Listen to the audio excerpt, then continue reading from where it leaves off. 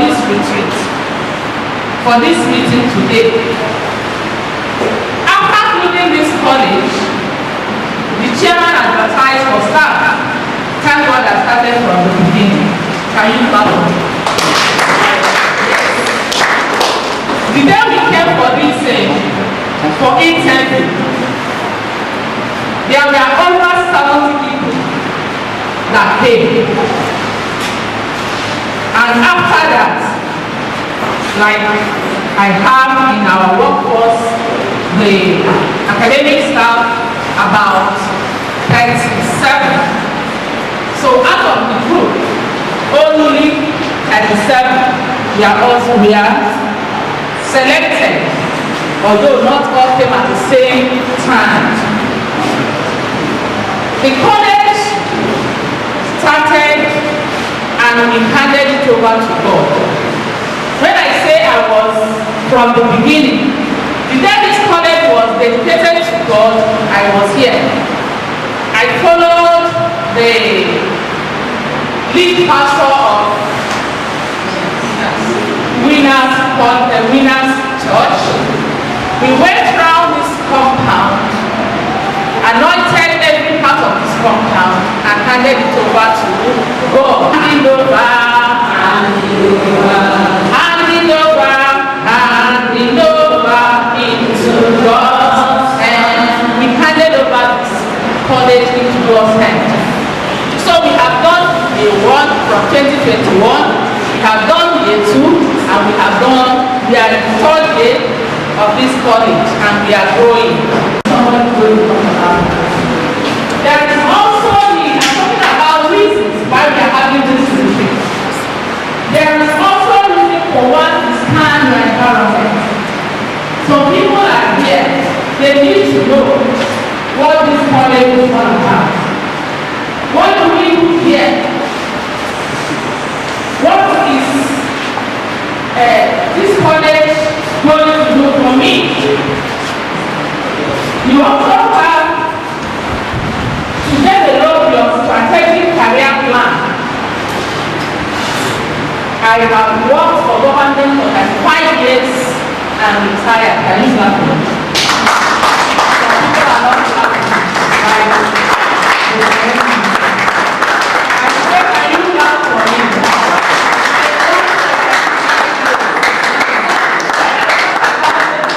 Your strategic career plan. I have a plan. I started as a registered midwife. You also have to market yourself positively. That is one of the reasons for this retreat, for this training, for you to learn how to market yourself positively.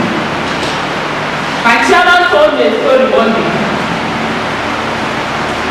where I went at Morin Polytechnic. An opportunity came for somebody to be elected somewhere, not at Morin. Somebody that was not head of the department, that was not registered of the college of the Polytechnic. He did what? He selected that person, advertised him, sent him to somewhere. So when you market yourself positively here, you can also do what? Be elected. So one of the reasons why we are here today is for you to know that you staying here, you can also make an impact and make something out of it for yourself.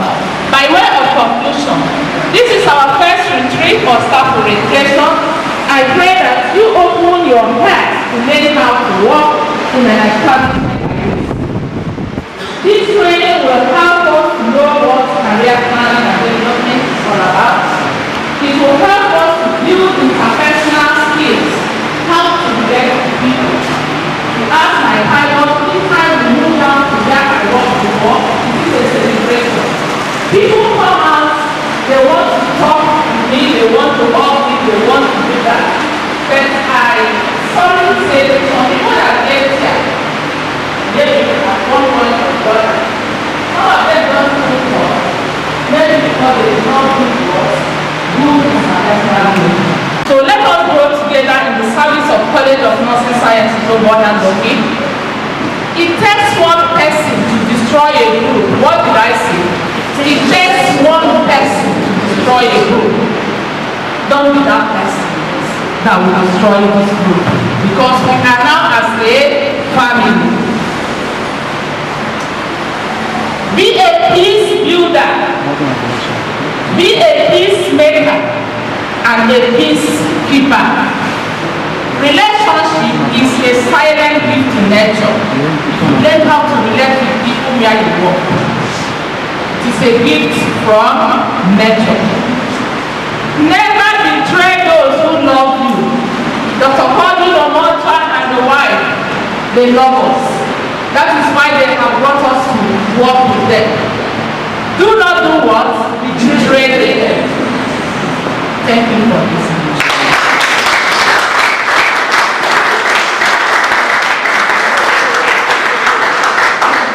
You can do better than that. What a way to start the training session. Yes. Is the summary of what I take it from all she said. The history of whatever happened to where we are today. Never those was given our opening remarks. We have one of the resource persons who walked in, Barrister George Ford. Please can we put our hands together for him? I also noticed the Dean of Student Affairs, Uke Gugine. He walked in. Please a round of applause for him. Having set the tone for this training, it's my singular honor to bring to the rostrum the first speaker or the first trainer for the day, and that is the Rector of Morin Polytechnic. He will be taking leadership hierarchy and its impact, student-lecturer relationship. Please let's put our hands together for the Rector. Let's keep clapping. Let's keep clapping until he gets it.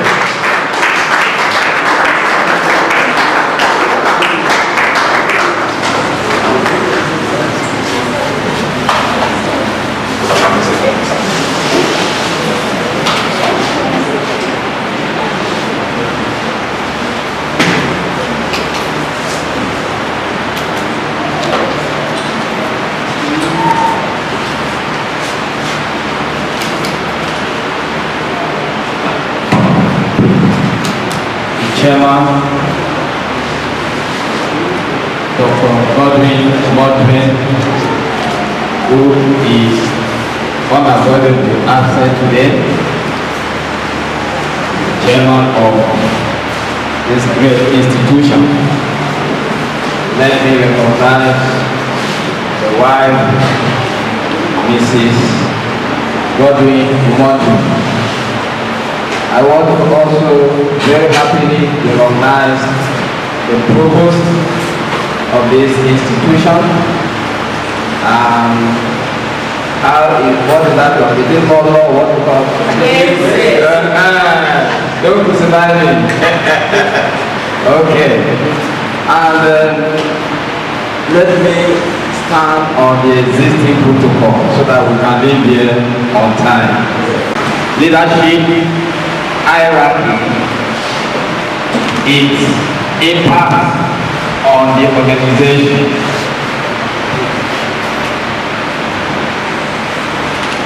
Let me start by the word leadership. If you enter into any dictionary at all, you know, and you look for the word leadership, it will give you various meanings.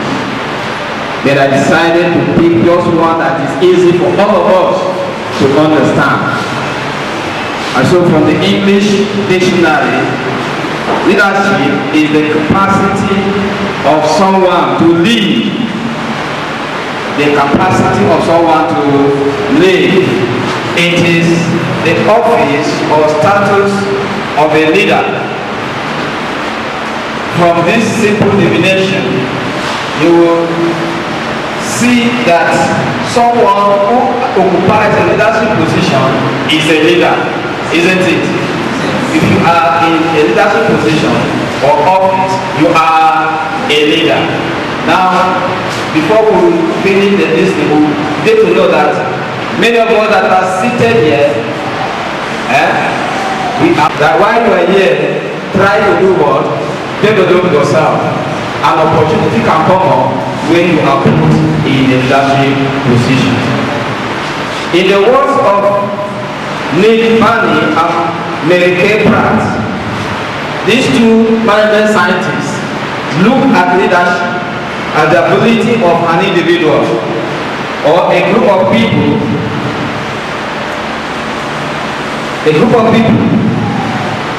to influence and guide followers or members of an organization, society, or team.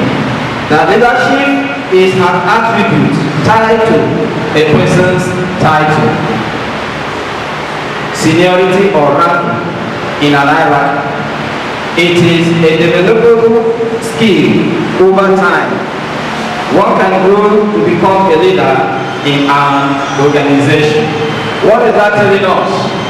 We have somebody, for instance, the chairman is the number one person, beginning from the governing council.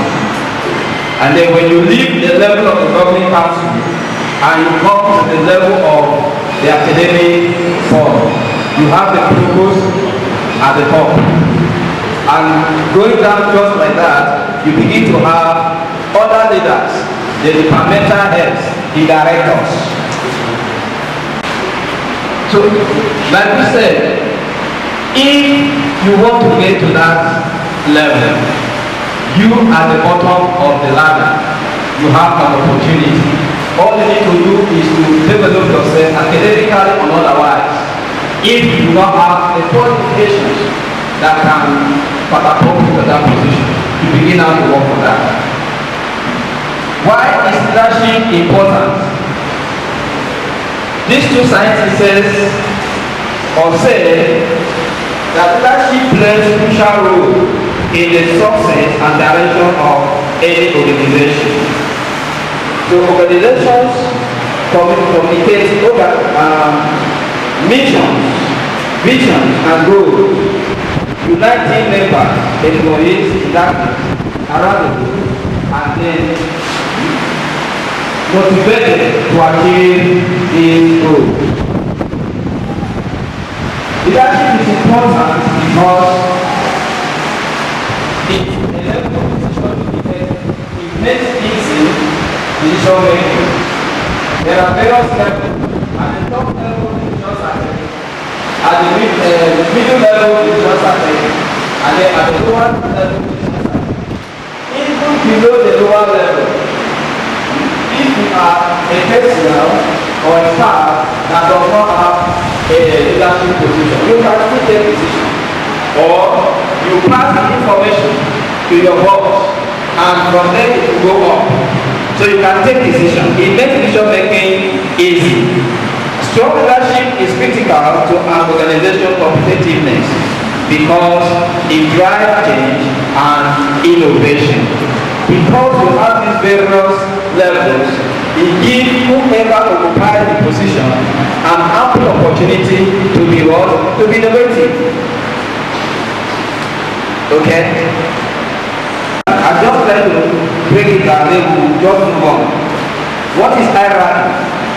The word hierarchy refers to a system in which members of an organization or society are ranked according to relative status and authority. It is an organization of people at different ranks. It is also an administrative body or series of other groupings of people or things immediately existing. This is an organization.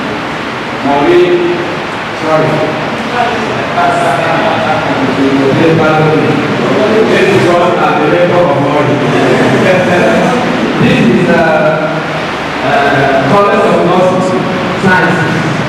I just saw on the same page the organogram of this institution. Now, at the top of the organogram, we have the governing council. Okay? You know that we have a pool and we have the know that we now have a management team. The management team and other committees. We have the boardroom and the registrar's office, the librarian. Down like that, all these levels, one person is leading in the leader or a leader or a manager of that level. Others are working on that. Now this is the hierarchy. The organic that you see here is the hierarchy of this institution. And this hierarchy now provides a channel of reporting. You cannot, if you are a lecturer, for instance, and you want to get information or you need something from the registrar, there is a line of reporting that you need to follow based on the organic. The lecturer will have the personal group, the HOD of that department, and then the HOD will now forward the request of that lecturer to the next person in line. I have seen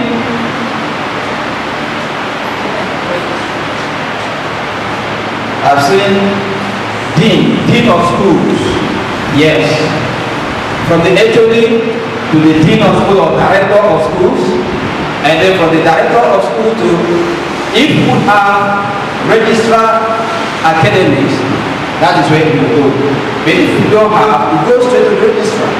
Presently, from what I'm saying here, the registrar is doing a lot of job. He's doing the job of the academic and that of the administration. And I did put those to him in the plan. Okay, that is a channel of reporting I'm talking about. Like my topic says, leadership hierarchy. He refers to the management hierarchy or organizational hierarchy with an individual at the top. I've mentioned it, somebody is at the top. At the different levels, we have somebody that is heading it. Now,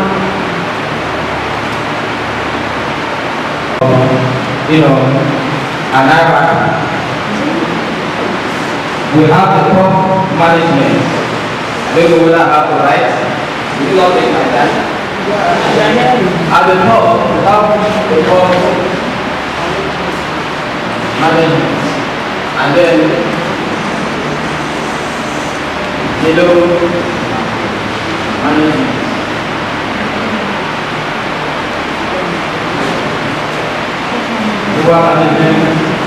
Now,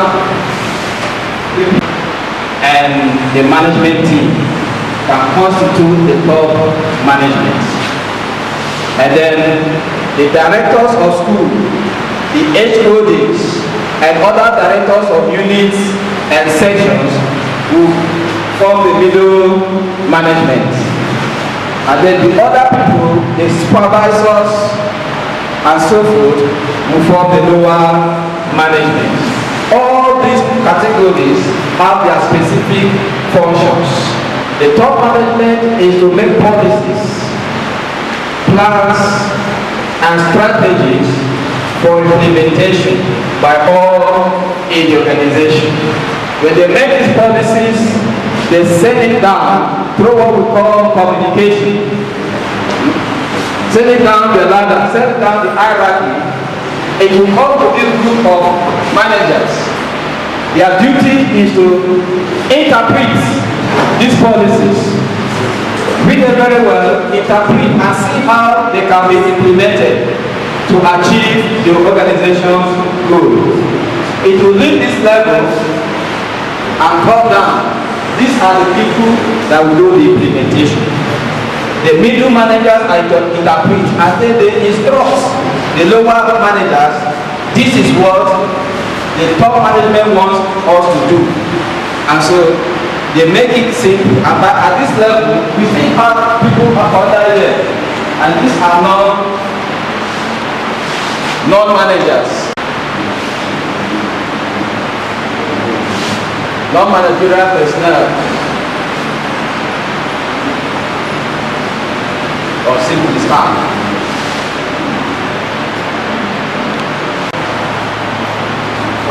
And all these have to, at the end of the day, have to report to the top. And it starts from them. Oh, sir, that's from the start now. You asked me to go outside there and buy a bottle of pure water. I have bought it. This is the statement of account. I agree. I get to this person. He will collect it. Get it, and then we send information. We have bought what was asked to report.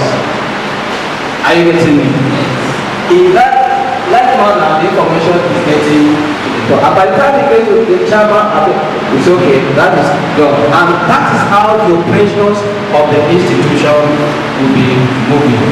Everyone here is important as far as this institution is concerned. The messenger is important. The security man at the gate is important. The cleaner, the person that keeps this auditorium neat is important. There is no one that is not important in this institution. So we all have our contributions to make. Leadership hierarchy styles. I don't want to go too much into theory, but it is important that we know these leadership styles. Sometimes, maybe as a subordinate, an employee in an office, and you have a boss, and the boss is behaving in one way or the other, probably the way you don't like. That falls into a particular category of leadership style. We have authoritative leadership style, or otherwise called autocratic. Of course, we all know what the word authority is. Yes. And when we say authoritative, it means the person likes authority. He likes exercising authority. Okay, the language you understand very well, likes exercising power. Such people like commanding, and they don't listen to advice or even your own opinion. And you obey the person's last command. Authoritative leadership. Such leadership most at times do not work in especially an organization like this, private. I am not saying to be authoritative is not good. It has its own advantages. But then on the whole, especially in this time that we are in the age of information, technology, it does not really work again. Okay, participative leadership style. This is otherwise also known as democratic leadership, where the leader or the manager in the office will always do what? Seek the opinion of the junior ones. Oh, please, can you come? I have an issue here. There is a development, and over the past moment or hours, I've been trying to see what I can do. What do you think we can do? You now relate whatever is the problem with the person. Not finding that it's a junior staff or it's a subordinate. You can even call a messenger. Something to take your office or take your duty. The only thing you want opinion. And don't be surprised that the suggestion that messenger or a cleaner will give you might even be what you have been looking for. And by the time that you're implementing it, the glory goes to who? It goes to you, the manager or the leader. Okay, transactional leadership. I will dwell on this later as we go along.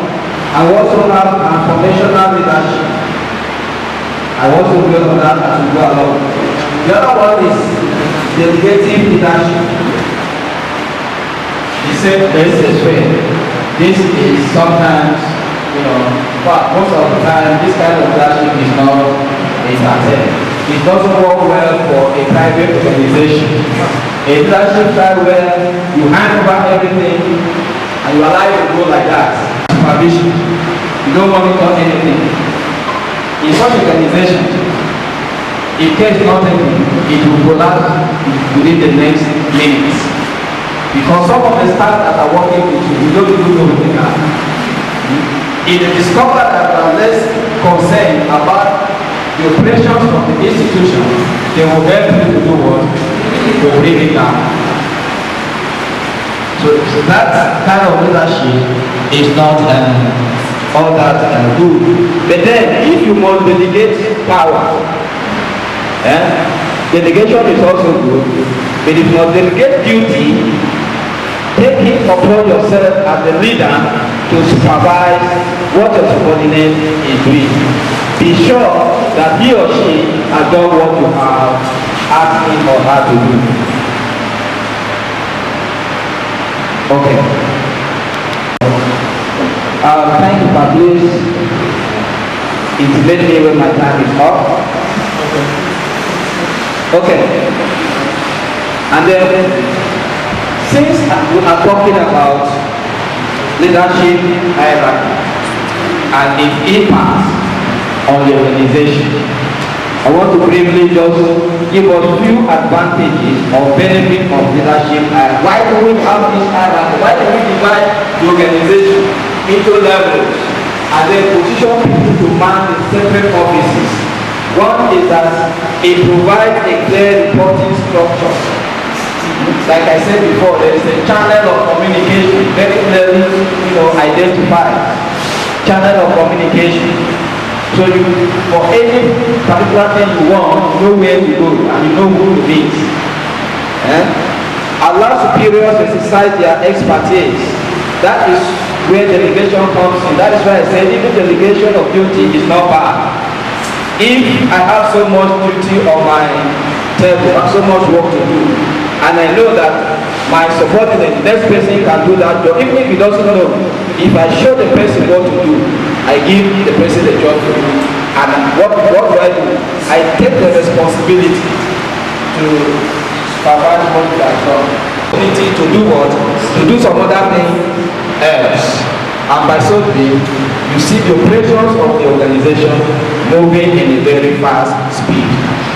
It's helped to create salary transparency. Of course, at this point, people are at different levels. So if I am a leader and I have a subordinate, two of us cannot earn the same salary. Two of us. Assist in decision making. It makes decision making very easy because I am giving part of my job to the next person under me. I have enough time to think about the important job that's on my table and then to deliver within the time given to me. So I will have enough time for decision making as a leader. It allows for board of people within the organization. Because I'm relating with my subordinate very well, we discover that over time, my subordinate will understand me. He will know what I want and what I don't want or what I don't like. So there is that bond that is created. And if my subordinate has any problem, because he has been so submissive, he's always doing what I ask him or her to do. If he has a problem, I'll be in a position to do what? To help him out of the problem. A bond is established in an organization. That is what we want. There is cooperation and collaboration. Now, the disadvantages are not something that we want. I mention it here because it can come in the course of running this organization, and I believe that the leaders here have been seeing one of two things that need to be addressed. We've been encountering one or two problems and they need to be addressed. We need to know this, that as a leader in any capacity at all you find yourself in this organization,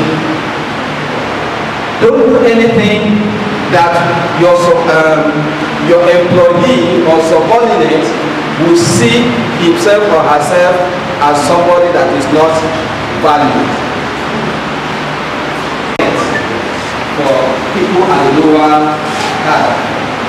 I am bringing this out so that if we have been doing that, we stop it. It does not, engender cooperation. It does not engender teamwork. Okay? As a leader, you look down at your subordinate back.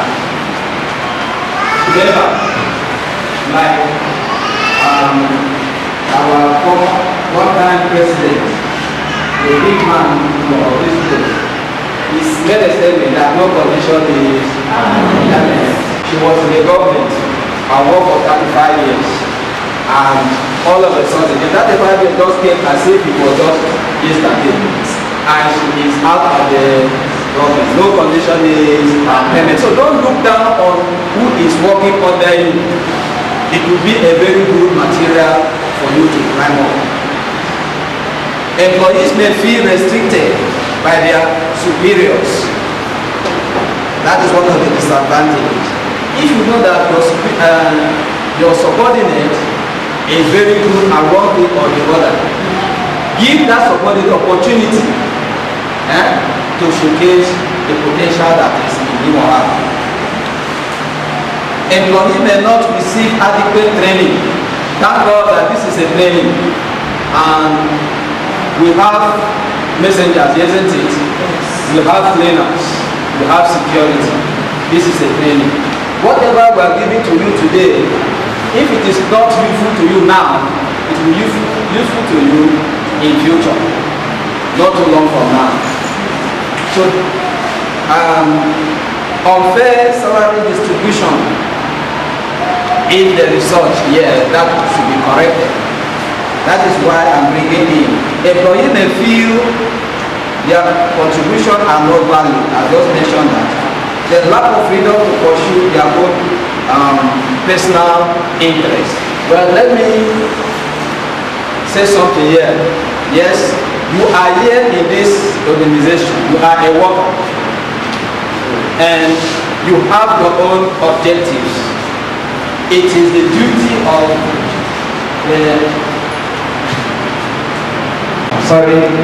it is the duty of your leader or your manager to do what? To incorporate your own personal objectives when he is planning or preparing for the plans of the organization. You know, the collective objective of the people, the staff, the employees, will also be part and parcel of the scope plan for the organization. And so, if you achieve your own personal objective by working in this place, that is a motivation. That is a motivation for you to work harder to achieve the corporate objective of the organization. Okay. Leadership hierarchy on the organization. What impact does it have on the organization? It has a lot of impact. The very first one I would say is that it allows for ease of work management, ease of operation from the top to the bottom. Everybody has his own job. What you know as what? Division of levels. You know, you have your own job, and when you do your job very well, and you do it satisfactorily, it is your own contribution to the overall achievement of the organization, corporate, or business. Leadership, or what has been called effective leadership, is brought about by a leader who has the following points.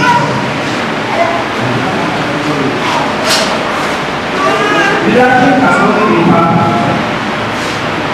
or effective based on the qualities of the leader. The person that is the person that is executing the duty of work leadership.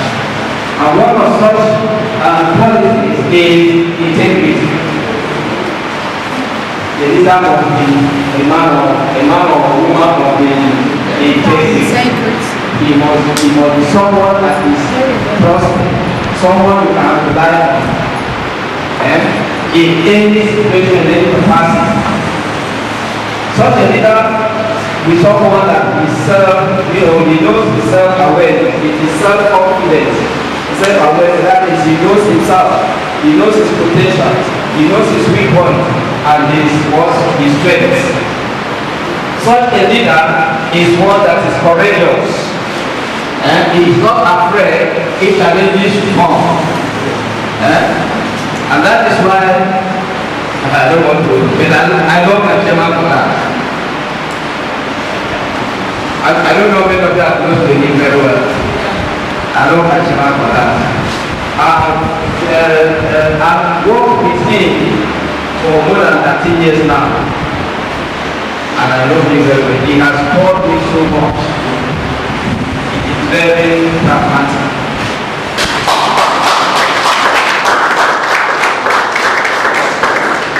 A leader must be someone who respects whoever is under his control. And like it is said, that respect is what? Respect. If you give respect, no matter what is the level of that person, and you give respect to him or her, the person will in turn do what? Respect you. And in so doing, you find out that the operation of the organization is moving smoothly. Someone that is compassionate, it is someone that is resilient, that is perseverant. It is not moved by any little challenge. It is someone that can influence others to work, motivate others to work. It is someone that can collaborate. It does not look at the qualification you have, whether you have a lower qualification than him or a higher qualification, or you're in a lower position. He is always able and ready to do what? Collaborate. He will come seeking for information from you or advice. He is someone that learns very easily. He is visionary and has strong communication. He is someone that has some level of management skills. Like the ability to plan, ability to organize, ability to direct, ability to control. He must be able to, plan, organize, direct, and control operations in the work environment. And it should be someone that is creative and innovative. An organization that has this kind of leaders, from the top hierarchy down is bound to produce optimal results, attain organizational goals ultimately. When an organization is made up of this caliber of leaders, that organization will always attain set objectives at record time, very optimal.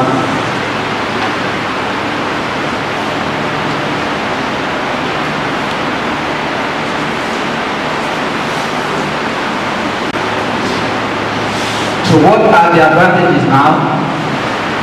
One is higher profits and increase in revenue, more productive and efficient team performance, improved communication and collaboration, increase in employee motivation and morale, conducive work environment, innovation, where innovation thrives. In such an environment, the workplace is energizing and motivating. This type of organization is not just to achieve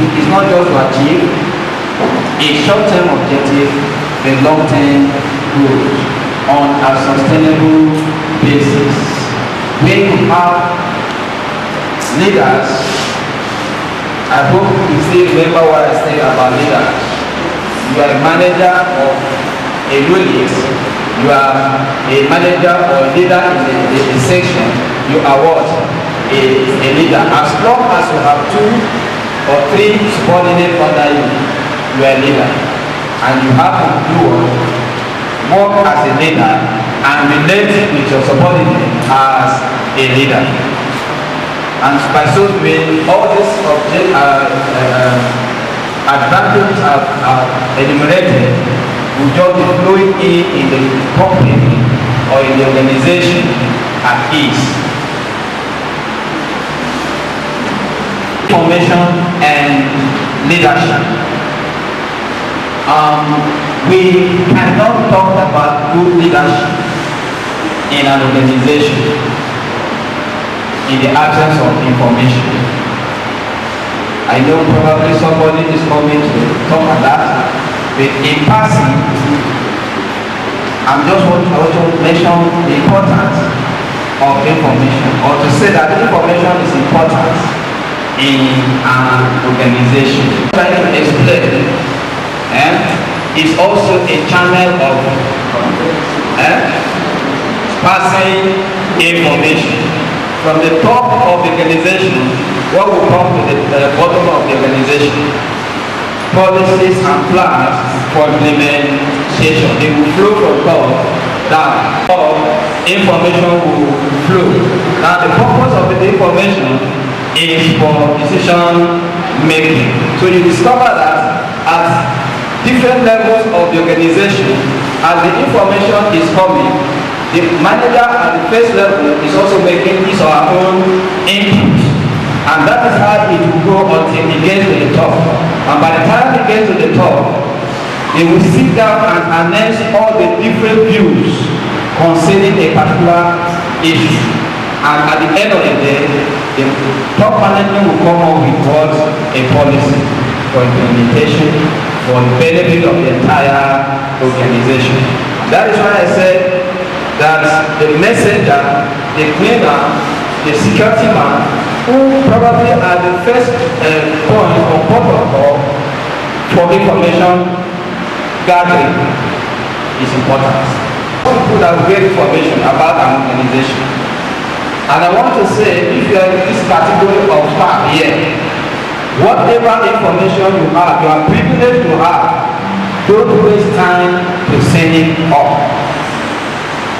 Am I understood? Yes. We are privileged to have information, whether it is classified or important, or you may not even know whether the information is important or not. When it gets to the appropriate place, it will be determined whether it is what a good information or not. But what is your duty? Pass the information through the channel. The success of an organization depends largely on how information is disseminated and managed. Policies formulated at the top management level need to be communicated down the hierarchy and timely as well.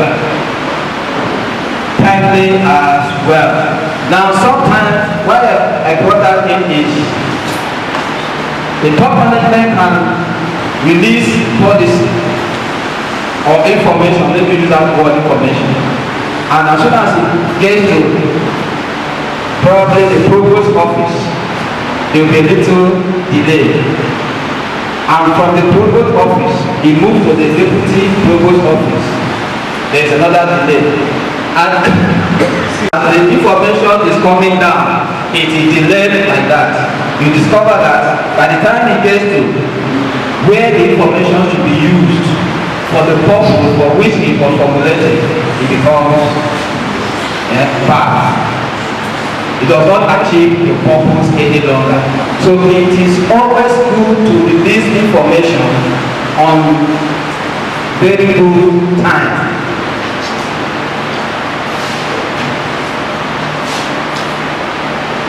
The middle managers interpret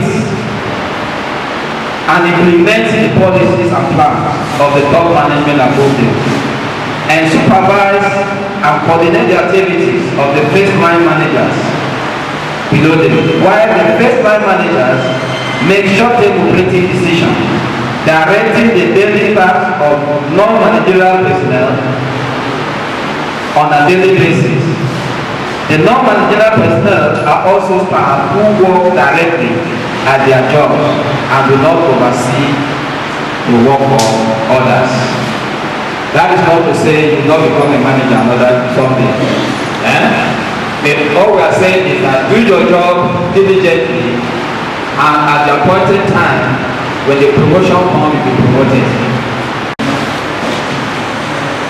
It means no staff of an organization is indispensable. Information plays vital role in every organization, even the society at large.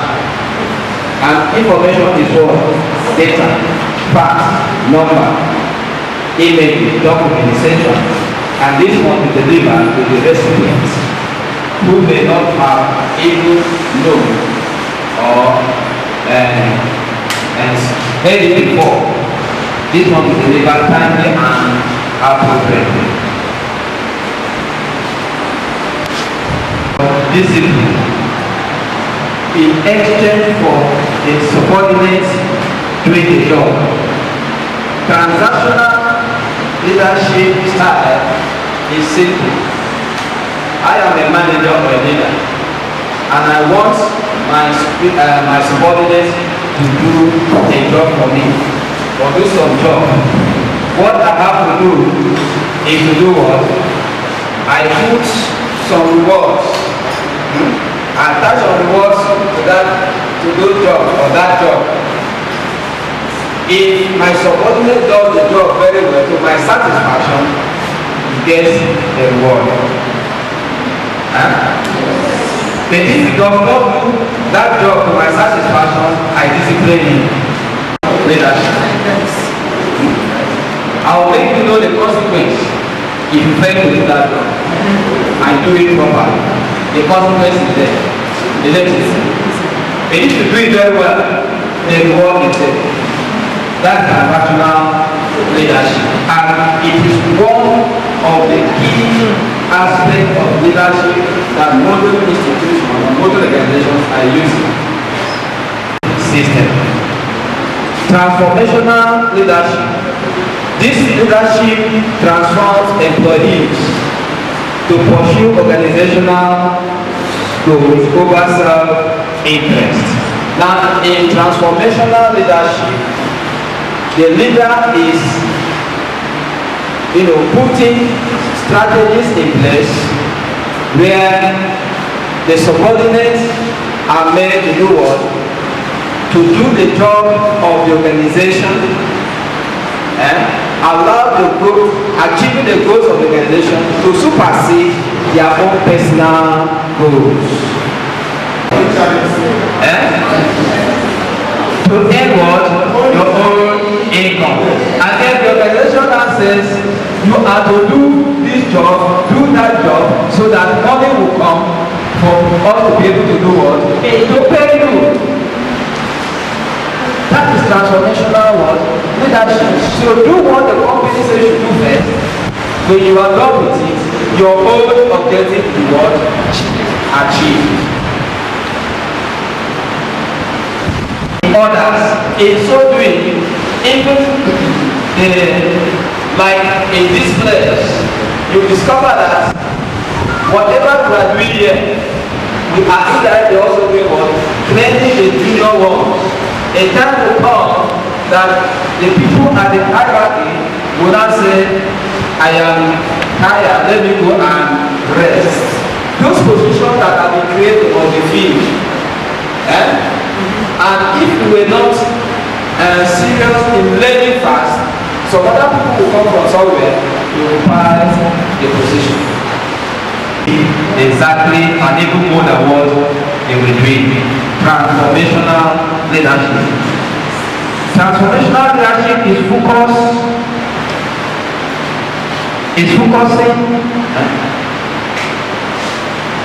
I think it's of followers, yes, not on the leaders themselves. Why done, the last but not least, servant leadership. Now, in servant leadership, we discover that the elements or the features of transformational leadership and transactional leadership are brought together. And of course, we'll be hearing the word servant leader, isn't it? Some in the political setting, some governors or some leaders will say, I'm a servant leader, and they are not servant leaders. The moment they get in there, they look at themselves first. But the servant leader is supposed to look at others better. When you achieve achieve your own objective. Servant leaders are focused on providing increased service to others.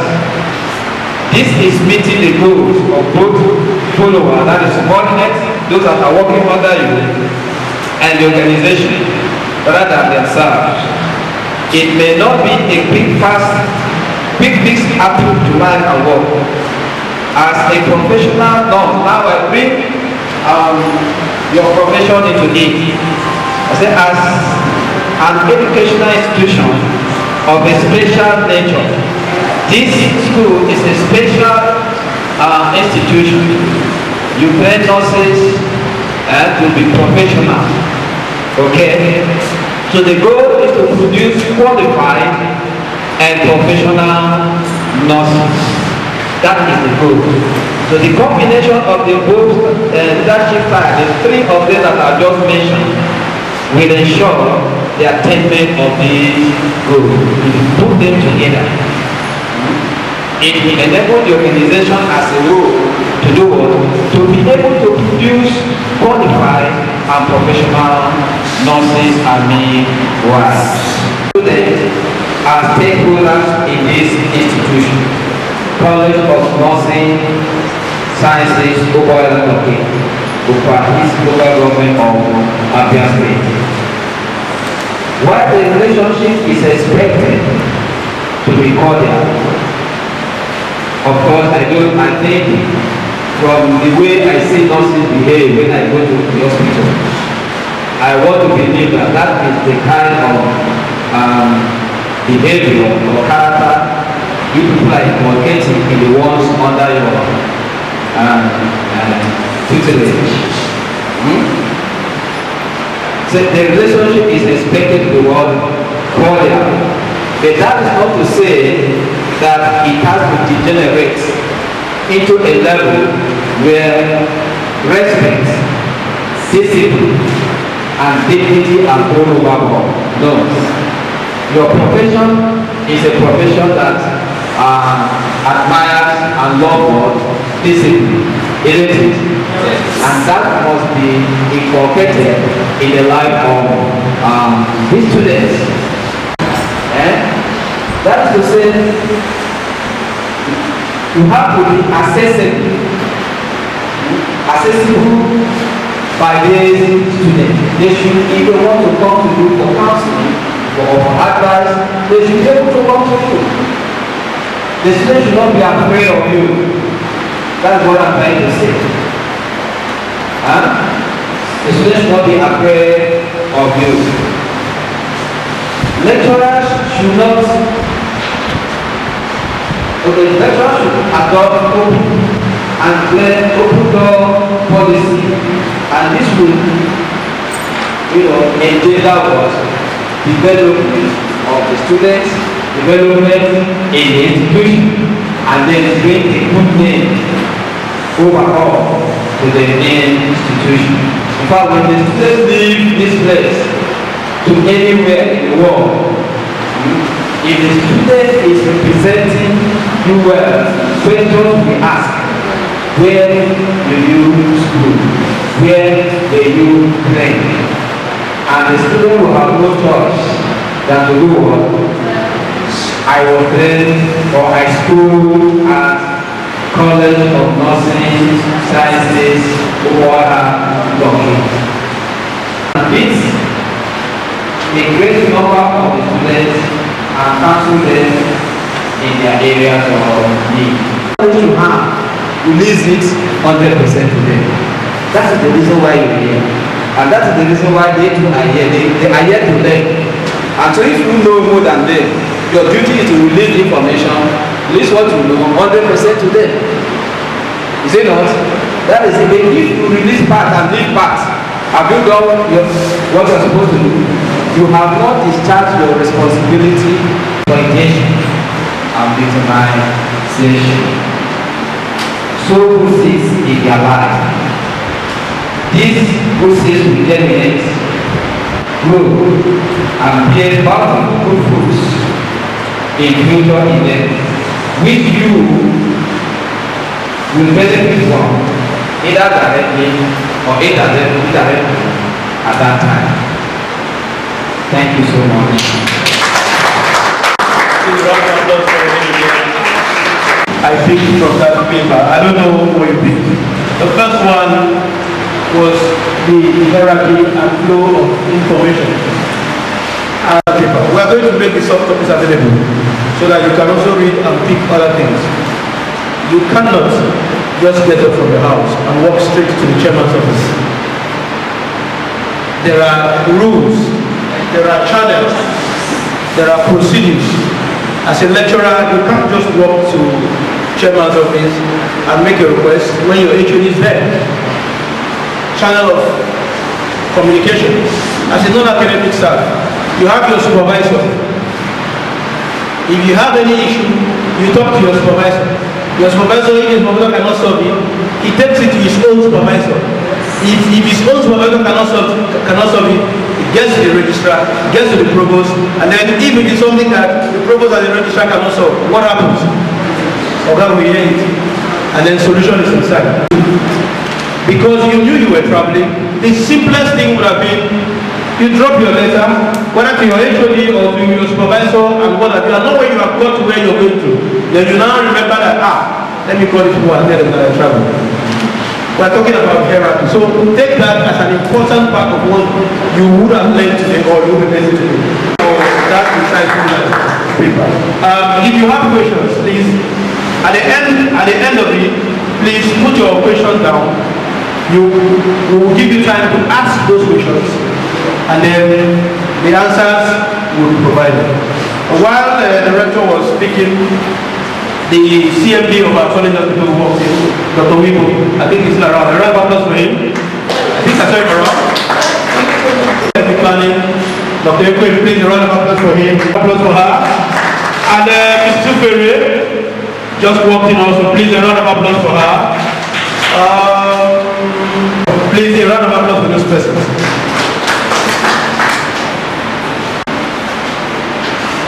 We will be taken by the registrar, Modern Polytechnic, and incidentally is my classmate. We school together in the University of Calabar. And we find ourselves in one family, the Modern Group. Please, let's put our hands together for the registrar, Modern Polytechnic, and acting registrar, Modern College of Nursing.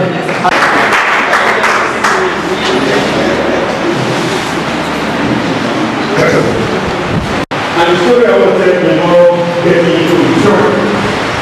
And I will ask, what is theory? For some of all that I am academic to understand what theory is. Why some of all that are not academic to understand what basic is. I will say what theory is, and I will get to my story. Very, very interesting story you would like to hear. And at the end of the day, I will give a correlation between my topic of discourse and what and why I brought the theory. I would have been dead by now, long ago. Perhaps gone into oblivion and none of you would have met these beautiful people in my lifetime. And perhaps only Vincent would have been someone that I've seen me for 1 year before I died. Because the story I'm about to tell is one that happened when I was in university, precisely in my second year. I did a diploma program. He was my classmate until we graduated. So there's this morning I was rushing to school. And I needed to cook because I was hungry. And I finished cooking. In those days we used to go to classes from 7 a.m. So I cooked a wonderful soup, melon soup, and I added periwinkle, the baby type. So when I finished, I couldn't meet up time, so I had to leave my food and run it.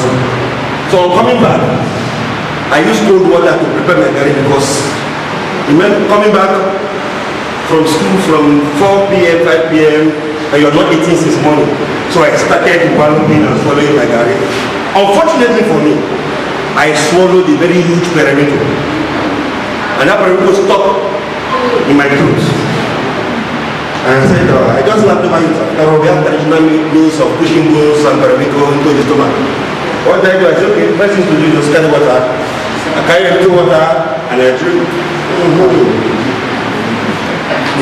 While the water entered into my mouth, the periwinkle touched. I don't think all of us here seated in this hall are from one tribe. Is it possible? No. And every one of us are Nigerian. We have our various culture, our way of life. I might come to your community and I start throwing stones to trees. In one particular culture or community, that would be against their culture. So we have a diverse of cultural background seated here. But the good point is more College of Nursing Sciences. I've done the same thing, but I'm like that. You know why money will come to my mouth? I'm in worry, and we have a College of Nursing. They're getting money too. So I'm in trouble. So that's this said, we have various cultures coming here together. That is the culture of our place, the culture of our villages, the culture of our tribe. But in the College of Nursing, it's an organization, it's an educational organization that has and should imbibe certain culture to its staff. And this culture are non-negotiable. It is something that you ought to know, come to understand, you eat with it, you sleep with it, and you will drink with it. So can mean those rules, the values, the belief, the philosophy that dictates team's behavior in court. I mean, we use one called, where is it called now? You know, College of Nursing Sciences. So this culture exists. Some of you might know it as the way we do things. But yet to understand that it's the culture of this institution that certain things must be done in a certain way and must be done rightly. I cannot move down to your village and misuse your cultural norms. I cannot come to your village to see your traditional ruler and I will stand and greet you and say, hello sir, how are you, man?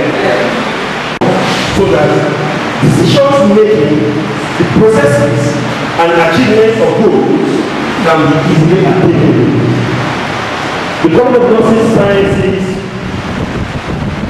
organizational culture is determined by shared value, belief, norms and behavior and practices that characterizes the way of life, the way of institution, and the way the visionaries of this vision came about and built this dynamic place of education. The idea that best the establishment of the College of Nursing, and it shapes employees' attitude, it shapes their way they interact, it shapes their decision-making process, it shapes the approach to work, and it shapes how we do business in and outside the school environment. Environment, the one family said, must have a style. And this style must have a lasting impact or legacy on the employee. This cultural element creates a sense of belonging. It creates a sense of identity. What is identity? If you go out now, what can people link to you and College of Nursing? Nigeria has its own identity. What's the identity of Nigeria? There are many. The Naira, the national anthem, the flag, the flower, the national flower. Many don't know the national flower. But now, what is the culture Of course, if they ask you what does your institution stand for, you need to look at those sets of relative identity. So I will tell you directly to look and examine the various culture of the College of Nursing. Number one culture, most of you might have noticed but do not understand that it's a culture that is inherent in the College of Nursing, is the religious Christian culture. The religious Christian culture. The basic culture that guides and the overall principle and the successes of the moral group. When I mean moral group, I'm not talking of College of Nursing, I'm talking about the foundation of the College of Nursing. It's a group. It's an established, it's an entity that is going conglomerate. Nature and dynamics of the code factor in the College of Nursing, you will understand that the first thing you do is not money. The first thing you pursue is not well. The first thing you pursue is able to reflect in your life and call the student to say, do you know God? I found myself in a situation where my friend would not come to my office and not ask me the first thing I will ask them, which church do you go to? Most of the fundamental problem people have, because every everywhere, every problem has one root. The maker, the finisher of our community. And Morning has this belief that you cannot move without the maker's authority. How can I student go to church, pray, or fast? Because I have seen it work with the people at home and also. They don't make you work in their life. Obviously, because you can't see that when you tap on that thing, as we get to know the wider area of the system, your life, the beginning and the end. So, do you pray for management? Do you pray for the owner of this book? Anything that affects the board, the chairman, the director, indirectly, you are ready. If she is using money for something else that is not of God, it won't be personal. If you need certain amenities in your office and you're not praying that God bless and say God bless me, it's not God. Because prayer like God, you have it. There is producing all what you need. And your needs can be met at the same time. So we do not overlook the place of God in the affairs of the institution. So we should understand that the basic culture in whatever we do, what we read, what we go about, is to understand that God is over the being of all the laws in this institution. Religious culture is on leadership. It's called leadership culture. The God has spoken so good tonight of leadership.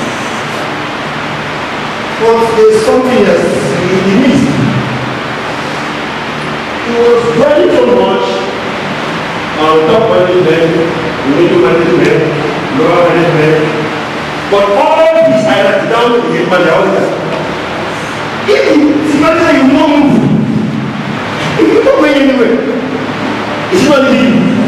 Who are movers? In his own word, so also all the lecturers, so also all the staff, working staff or non-working staff, or teaching staff or non-teaching staff, in your own field, you are a leader. And that leadership must be exemplified in your life.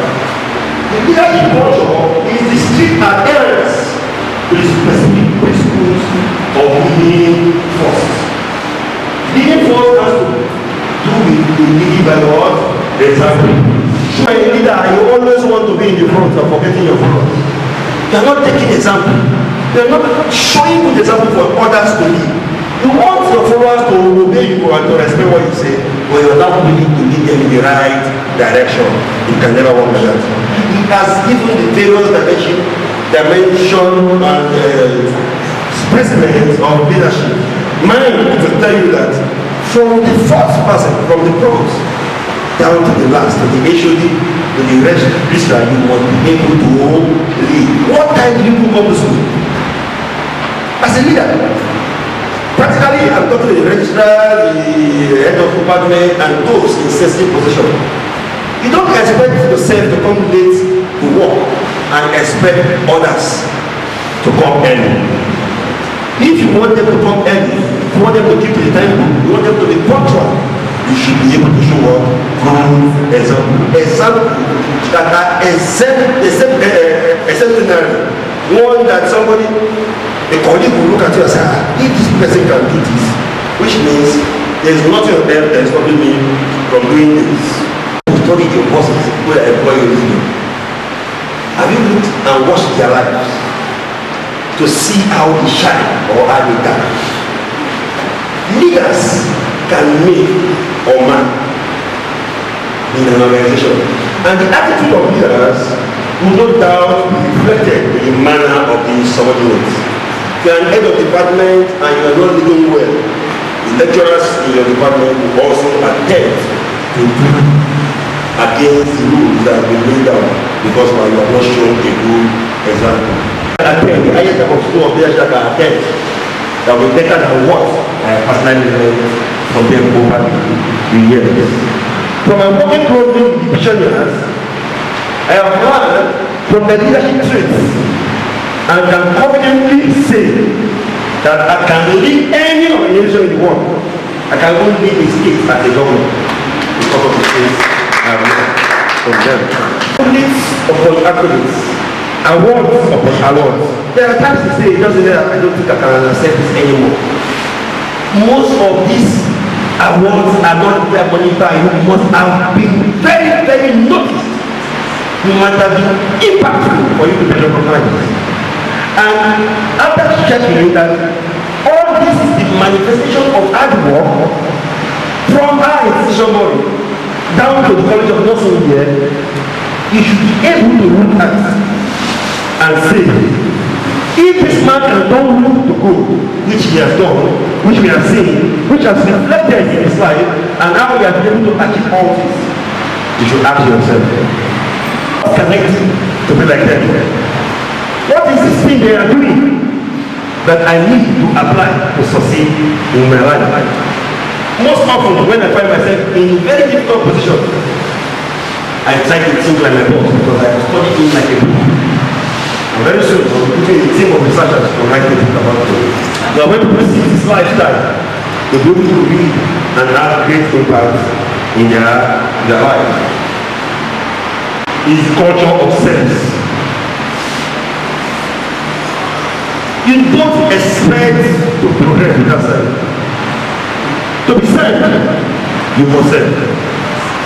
There is no successful person on earth that has not self in one way or the other. It's either you serve yourself in pain or you serve others with love. And there are enormous benefits to service. Genuine service gets of better progress. Nothing can die in your hand when you serve in more college or nothing. I'll give you specific examples of how service has changed my life. How service is very important. So nothing can die in your hands. And if you serve in spirit and truth, you will keep on to progress.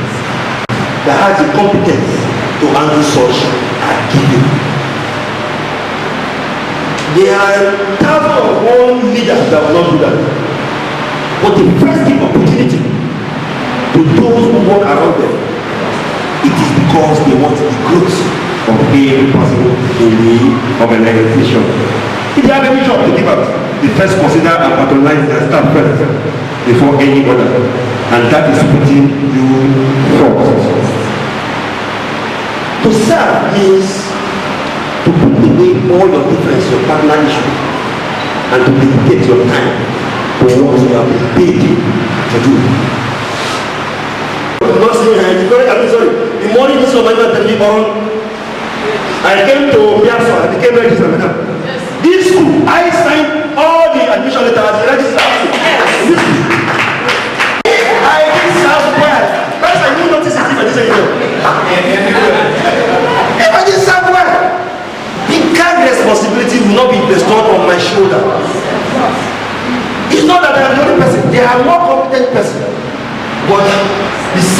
I have been favored in their eyes through my word, service. Some of you will be in various positions and you will think, what am I doing this for? There is growth in this organization. Tremendous growth. When I went back to Biafra, I was just an ordinary lecturer. Under you. I was only a lecturer under him. They started parallel studies and there was no space for me to fulfill. And I said, I will manage the secretary's office. But I keep on doing what I know how to do. Because I have a basic purpose. My foundation tells me, the link to my theory tells me I have a very simple theory. Whatever is what the I do it in my heart. I take it as a challenge. I got a morning, I was just starting my PhD program. I was horrible. There are times I will be so hungry that I will eat pawpaw for breakfast. Because I have like 12 students, going to 20 students. It is very difficult to survive like that. They reported me everything in German that there was nothing in the report. I laughed. I said, I don't want to stay. I am coming. I got to his house. I opened the fire. I opened it. I said, sir, if I allowed it to be tough, they would have finished it. It is because I tried to block all loopholes. For instance, after saying that, 2 or 3 weeks later, the people that, the non-teaching staff, the coordinator that arranged all that protest, stole 370,000 and traveled. He was trying to cover up that money, and he knew there was a stumbling block. I did not say this is not my money, because I have been given the confidence. Exodus 23 verse 25. God talked about service and the many benefits that accrue to service. He commanded them to serve. He said, serve the Lord your God. Such is a simple-minded service, but many benefits comes with it. I am looking in morning. I have been here for 9 years. And in that 9 years, I got to money with a car. There was a time I had 3 cars. I bought 2 cars under 6 months. As far as salary can feed me and my family, there are blessings that came that I didn't even know because of my service. When you serve someone, God opens your way. Don't look at your salary and say, yes, I must cheat or I must cry for salary before you are blessed. In short, my foundation in my house was made during COVID-19 in 2020. As I am doing, it did not know it. He knows where the tap is from. That's right. Yes. There are things I do, I don't tell them.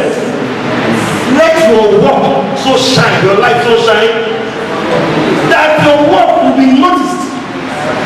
When they were looking for a registrar to replace my boss, the director here, I was an HOD, I was not the head of it. I never spoke for some, I never dream. I didn't ask myself, I want to be a director, I want to be a registrar, I was just on my own. I was appointed. I said, God, thank you. That's it. My boss, thank you. I move. I do what I know how to do best. I met a lot of people when I got to work. But yet, I have been solid because I believe I will do what I know how to do best. Most people come to my school, they have places they go. Somebody asks me one thing, I used to say, yeah, you have people, you know connection, you know people. I prefer to be at peace than to be in pieces elsewhere. Morning, I have got this. I wake up in the morning, my back, I thought more, I do what I do. There is no issue, no trouble. I progress. My life progress, my spiritual life progress. So tell me why I will live to where. I'm not going anywhere. Number 4. The culture of integrity and trust. The culture of integrity and trust. Integrity is the quality of being honest and having a strong moral principle that you refuse to change. Am I a cheat? Am I honest? What will you think of it? It's all vanity. Good name, they say, is better than silver and what? And gold. Trust is the firm belief in reliability. When somebody trusts you, believe that your white is your white, your black is your black. Whether you put knife or cutlass in the neck, They will tell you the truth. And they can count on you in all times. Your opinion will matter. Whatever you do will count. Because someone out there has great trust in you. You cannot succeed without that certificate. Trust cannot be acquired. You can't go to the supermarket and say, Madam, please, do you have integrity? Is an organization that owes so much trust to its staff. They can give you a job and go to sleep, and they expect you to deliver. To deliver is your business. You are putting yourself, your F, or your A. And so much trust in staff, and it embodies them to act accordingly and when due. Integrity can't be brought to the marketplace. It is not a commodity. You can't walk into any market and ask for the price of integrity and you pay and walk out. It is a quality that is spent and not owned. You can build integrity and own it, but you cannot buy integrity and own it. If you manage to buy integrity through pretense, it will not last. If you manage to buy trust through graphing, to never last. What can last is your innermost thinking. Is your innermost thinking, feeling and believing that self-change will make me what I am in my life. It is the quality that trust can also be given when you earn it. You cannot be given trust when you don't earn it. You must work for it and earn it genuinely. And when you do that, trust will stay. I will not say this is not a business, they are eating money. I take up the responsibility because one has been given to me. So I have never to that I have been the registrar of 4 schools, and by the grace of God, they intend to establish any house and they go to the register. You know what? Because I will not change. So I'm certain I will not change, and if I do not work well, I will still go again. The last one is service of responsibility. Many experienced staff do not take responsibility. Are you responsible? But don't just take the answer, take it up. When you get to ask yourself, do you want to be respected? Being responsible is a virtue, and you want to give it. You don't acquire responsibility from your birth. Some parents are irresponsible, but the children don't know the word responsible. So it's an innate thing that somebody acquires based on what? Decision. It's a gift. I have noted the word of Socrates that man know yourself and all your family life is not worth living. What do you want to be known for in the College of Nursing? Do you love this organization? The one you work for, the one that pay you, the one that give you, do you love it? It's your answer. Are you taking time to ask yourself what you have contributed to this organization since you came here? Why most people fail in life, they always want to take, they don't want to give. There's a place in giving. There's a place in being responsible to things and places around. In your office, take responsibility. In your department, take responsibility. In your class, take responsibility. Try to attempt so that you'll be able to grow. Do you seek to exploit the students? It is more dangerous that you are in the school of nursing and you're already bright. A student will stop their life and go and keep problem. I can beat my chest and say, since I became a staff of body, no student can ever come to my office and ask me, say, how much I will give you? Never! Never! And like I said, I like money. But I see something, one small little idiot will come to my office and say, sir, I feel that will be wrong. They can't. Can you pay my rent? God has made us to pay our dues. Those whose money will take off your own. Do your work. Try to learn a gift. There is a skill. And the time of rush and doors that will come growing. So every year this year I was asking my wife, we need to get a new house. And I told her, the house I want to rent it must be one for 1 million naira. She look at me, how much your salary? I said, whatever salary. And the time I put for your house for 1.2 million, the wife was looking at me. I said, yes. Those who know them, those who seek the face of God, they will lie. So please, the responsibility do not exploit them. There are friends that need help. There are times that money will come say, this person, this, pay for lunch. I will tell you. Like only will come very busy. This friend, carry on the times, and supper, and this. That I was when they go, no. And to make sure that I just want this student to move because this is a good student. But guys, maybe you know, that's the problem. I make my thought. That is really possible. But there are principles and methods that will be more applied.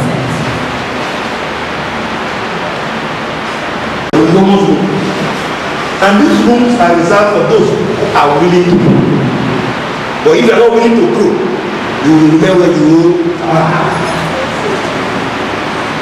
Ensure that you follow your education. Ensure that you are steadfast. All this lecture will count. You don't need to advertise yourself. They have eyes. As a mission. This mission is to prepare what? Competent nursing practitioners and versatile midwives. The word versatile means somebody being able to be vast in all areas and fields. That will provide acceptable, safe, effective, and affordable quality health services that will meet the needs of Abia community, Nigeria, and the world. And what does the vision mean? The vision is irrealizable, we'll talk about it. Is to train nurses to be lifesavers. Don't train nurses to be life makers. There are some nurses when they find a situation like that, they'll be looking because they don't know what to do. It is your fault. Any misunderstanding that will have a loss of life comes to yourself as the cause of it. Because we need to worry. College of nursing has applied, has molded all the parameters for you to excel and to produce wonderful life savers. Number two, is to help the world to boost human resources in the health sector and to export medical officers. Help us how to assist in boosting health personnel of the world. Some will go to Canada, some will go to the US and all over the world. And when they get here, you will remember that he once not like there was a lecturer that impacted my life. I get that a lot, but still got my Facebook account, so thank you, of community. If this mission is not being translated in vision, all of you will be here. If this school close on one day, all of you will run to the house. You are here because you want to build a vision for the mission that somebody laid out. Therefore, it's helping medical deficit in the country. Nigeria has so much medical deficit. For instance, this community. The school has a health center. Before now, where do you go to? You can only say, as a medical director, that a lot of lives have been saved through this place. You're right. Lives that will have been perished on the way or thinking of what to do, they will come for professional help. So the vision is being translated into reality to save lives. The motto of knowledge for wealth and health. You have to impact knowledge that will bring good health. And you have to impact knowledge that will bring wealth. And that's why it's important that the students understand where they are coming from and where they are going from. Because knowledge is shared values and teamwork. Shared values means you are taking the job of another person as if it's your job. We will take a 30-minute break. We have small snacks to freshen up, then come back to continue. It's a training. So you shake your legs more and then come back. Let's put down together for the director and to say what is doing and follow. Hello everyone. Good afternoon everyone. I just want to throw small light in the shared vision that we're talking about. I think we will have to make a place, to be seen so that we can do what? Run with it. shared vision, shared vision, shared vision. So many people are here. They contribute nothing or less. As far as my own is concerned. But one thing I know is, in the pursuit of our vision of this college, there's meekness.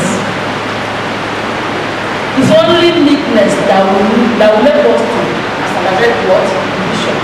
How do I mean?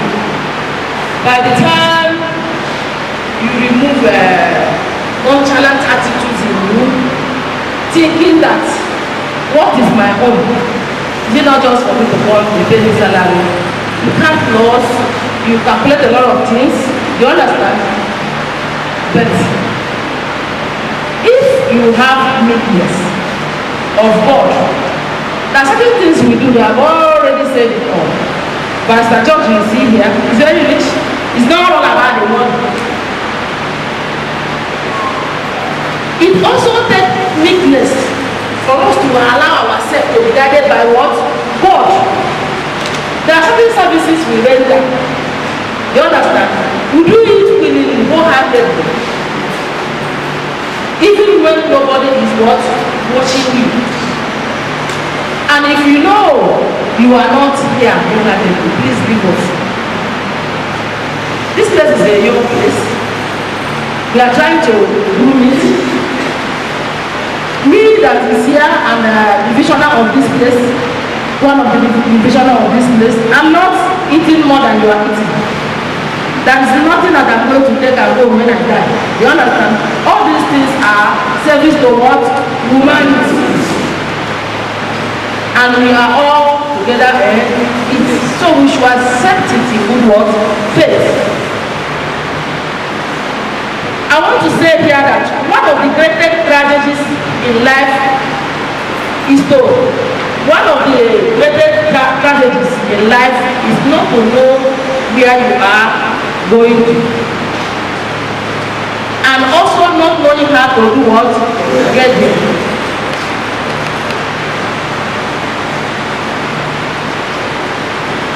You did not just come here. Some of us are here, but sometimes we do not pause and think and ponder over what certain things. You might find you're not by your own words, maybe. But what matters here is, even if I'm not staying here for the rest of my life or for the rest of my career, this place can be a passerby for you. But what will I be remembered for? Even when I'm here or when I'm not what? Here. Is it for good? Will my impact be what? Felt?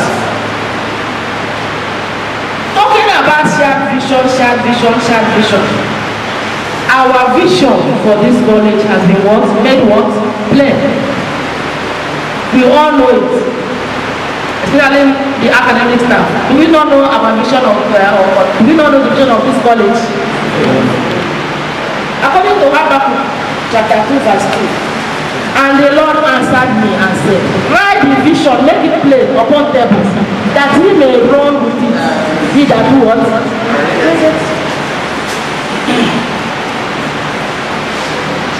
So, God's divine guidance is what will enable us arrive at our what? Vision, to achieve it. Even following God guidance, you know, it's a choice. It's a choice that you are remembering.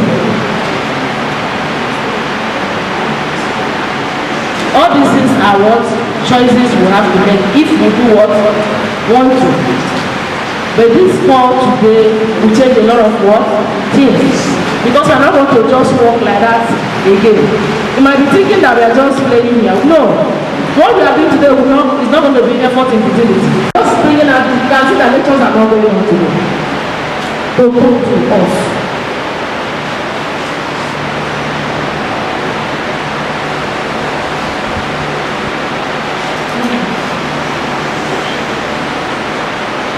Your vision remains altered do not do what? Seek God's what? Guidance.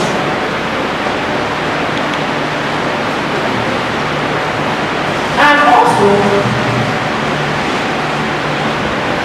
to achieve your vision, it's important that you seek God's what? Guidance, so that you can know what? Attract what? Help from God. Most of the things that happen here is not by anybody's power. It is God divine what? Guidance. God help. God can position somebody just like as he has said they are doing. They describe here and here and here and here. Most of the works he does, me myself I cannot do that. I have my own path that I can do on play. You understand? But it is God there that will bring such a person. You understand? To come and be in love with what you are what? Doing.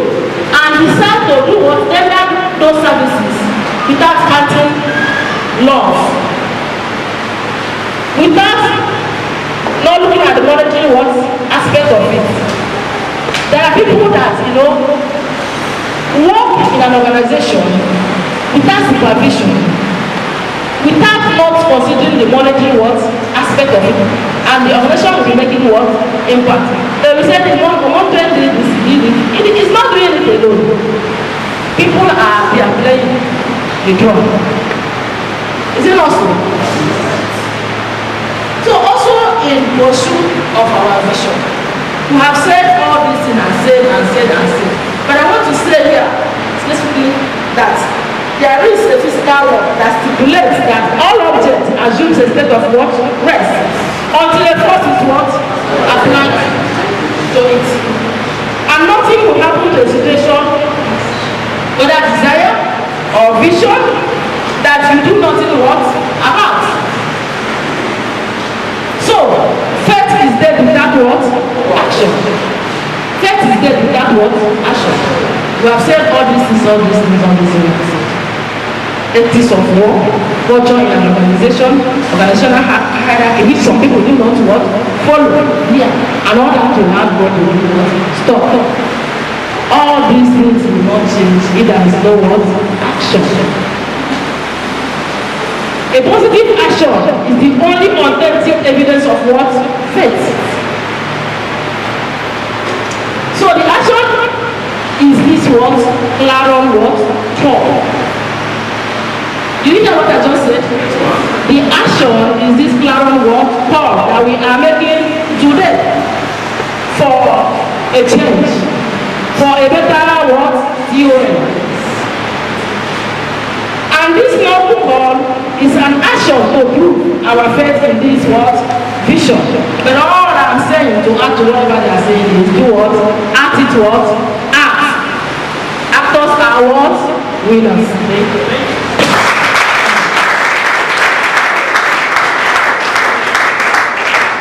That's what we call it. We will be taking 30 minutes time off. Stretch your leg, go and eat yourself, take snacks, take malls. We are going to provide. I think go back with your money. We're going to provide all that. So you relax. If you want to stay in the hall, you stay in the hall. But by 1:35, we are back in the hall. Okay. So just hold. They say we should just hold on while they bring the item here. So, but you can still stand up, stretch your legs. Your friends that you cannot see within, you can clip them for now. While we wait for the second half of this event, we are taking the first two papers. And I know we have jotted down our questions. We are going to pick the questions at the end of the training today, so please jot your questions down, and then we will have it as soon as we round up the second two papers. I'd like to invite to talk to us about emotional intelligence and effective communication in the workplace. Barrister George, the SMO of the body group. Please round up applause for him. It's my first time to know that he is the SMO. All right.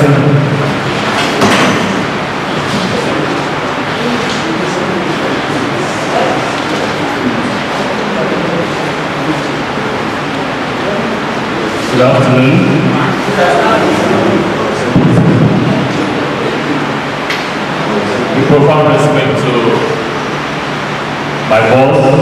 chairman of Mori Group, who is unavoidably absent. Respect to the director, my mother, a woman of noble reputation, a woman with a classical charisma, a woman with peace, a woman with a heart of steel. The provost of the college, he was giving his lecture and was quoting scriptures. I was saying his son above the prophets. But he's a good man. I celebrate you, sir. Heads of departments here present, librarian, lecturers of the college, non-teaching staff, ladies and gentlemen. You know, it is difficult to speak when your bosses have spoken. I have two of my direct bosses who have spoken. And I feel very afraid and I'm trembling on the mic to speak after them.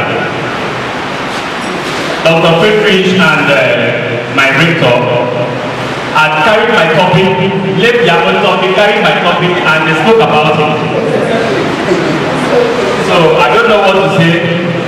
If I was in the House of Reps, probably I would have taken a bow, or I say I concur and just leave. Is emotional intelligence and effective communication skills a sine qua non for organizational workplace connectivity. When I was told that I was going to give the talk today, and I was looking for the topic, I thought it would be on the rights of workers or the rights of the employers to come and tell you about the rights and all of that. But when this topic came in, I was confused because this is more of psychology. And I asked myself, why have I been chosen to take this topic? I was wondering on my bed until the chairman called me yesterday morning. Why I have given you this topic is because you have proven a high level of emotional intelligence over time. And I asked myself, what have I done to be made worthy of this communication? And that is what I'm going to be telling you in this lecture. Communication among the staff of the institution to bring about greater productivity and a more harmonious working relationship. The topic, as I've already said, I want to reiterate, is emotional intelligence and effective communication skills, a sine qua non for organizational workplace connectivity. Dealing with people from diverse cultures and backgrounds, this place is larger than some community, this environment alone. The population here alone, in some places, can make up a local government. Yes. You have more than how many thousand students? You have workers who are here.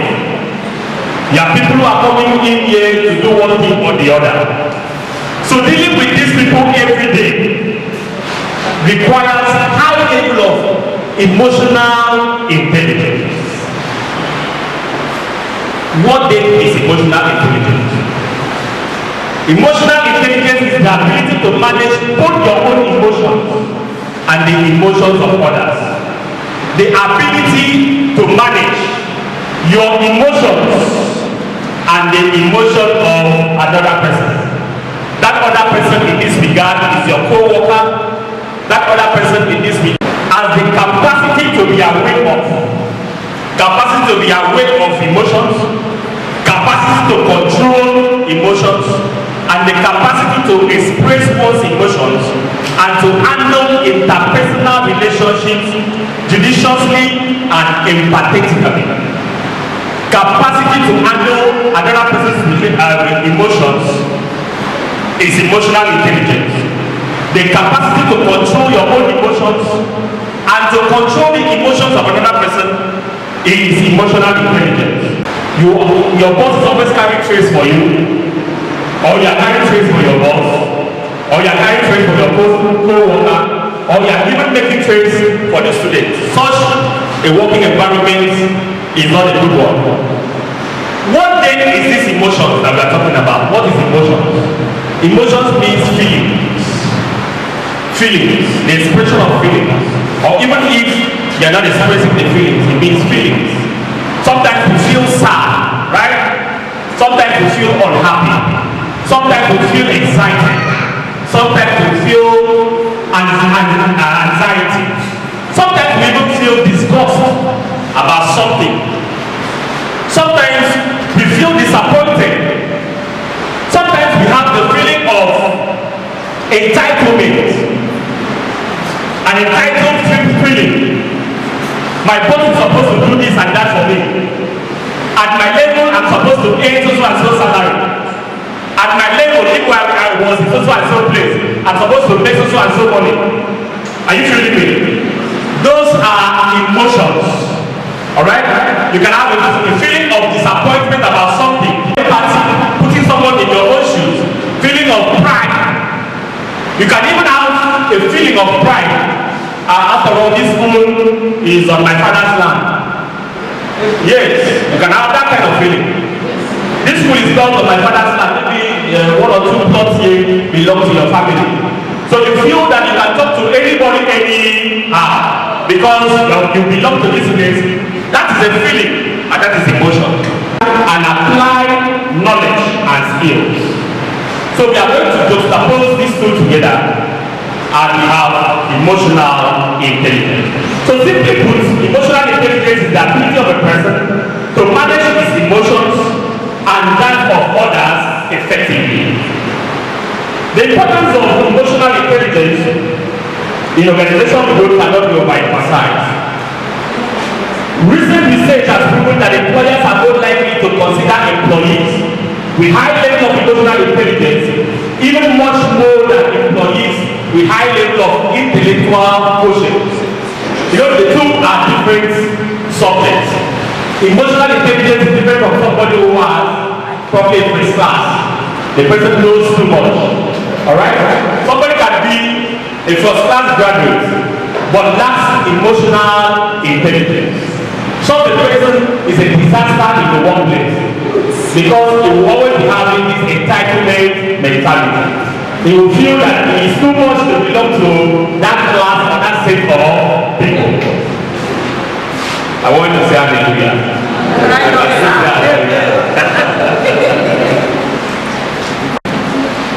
People operate in moods based on their emotions. Everybody has mood. Everybody has emotions. It's the way you suppress your emotion that matters. It's the way you manage your emotions that matters. You can go to school and feel sad all day. Or you can go to school and you will sad at home, probably your husband did something to you or your wife did something to you. Like most times my sister used to do something to me and I come to school and I feel very sad.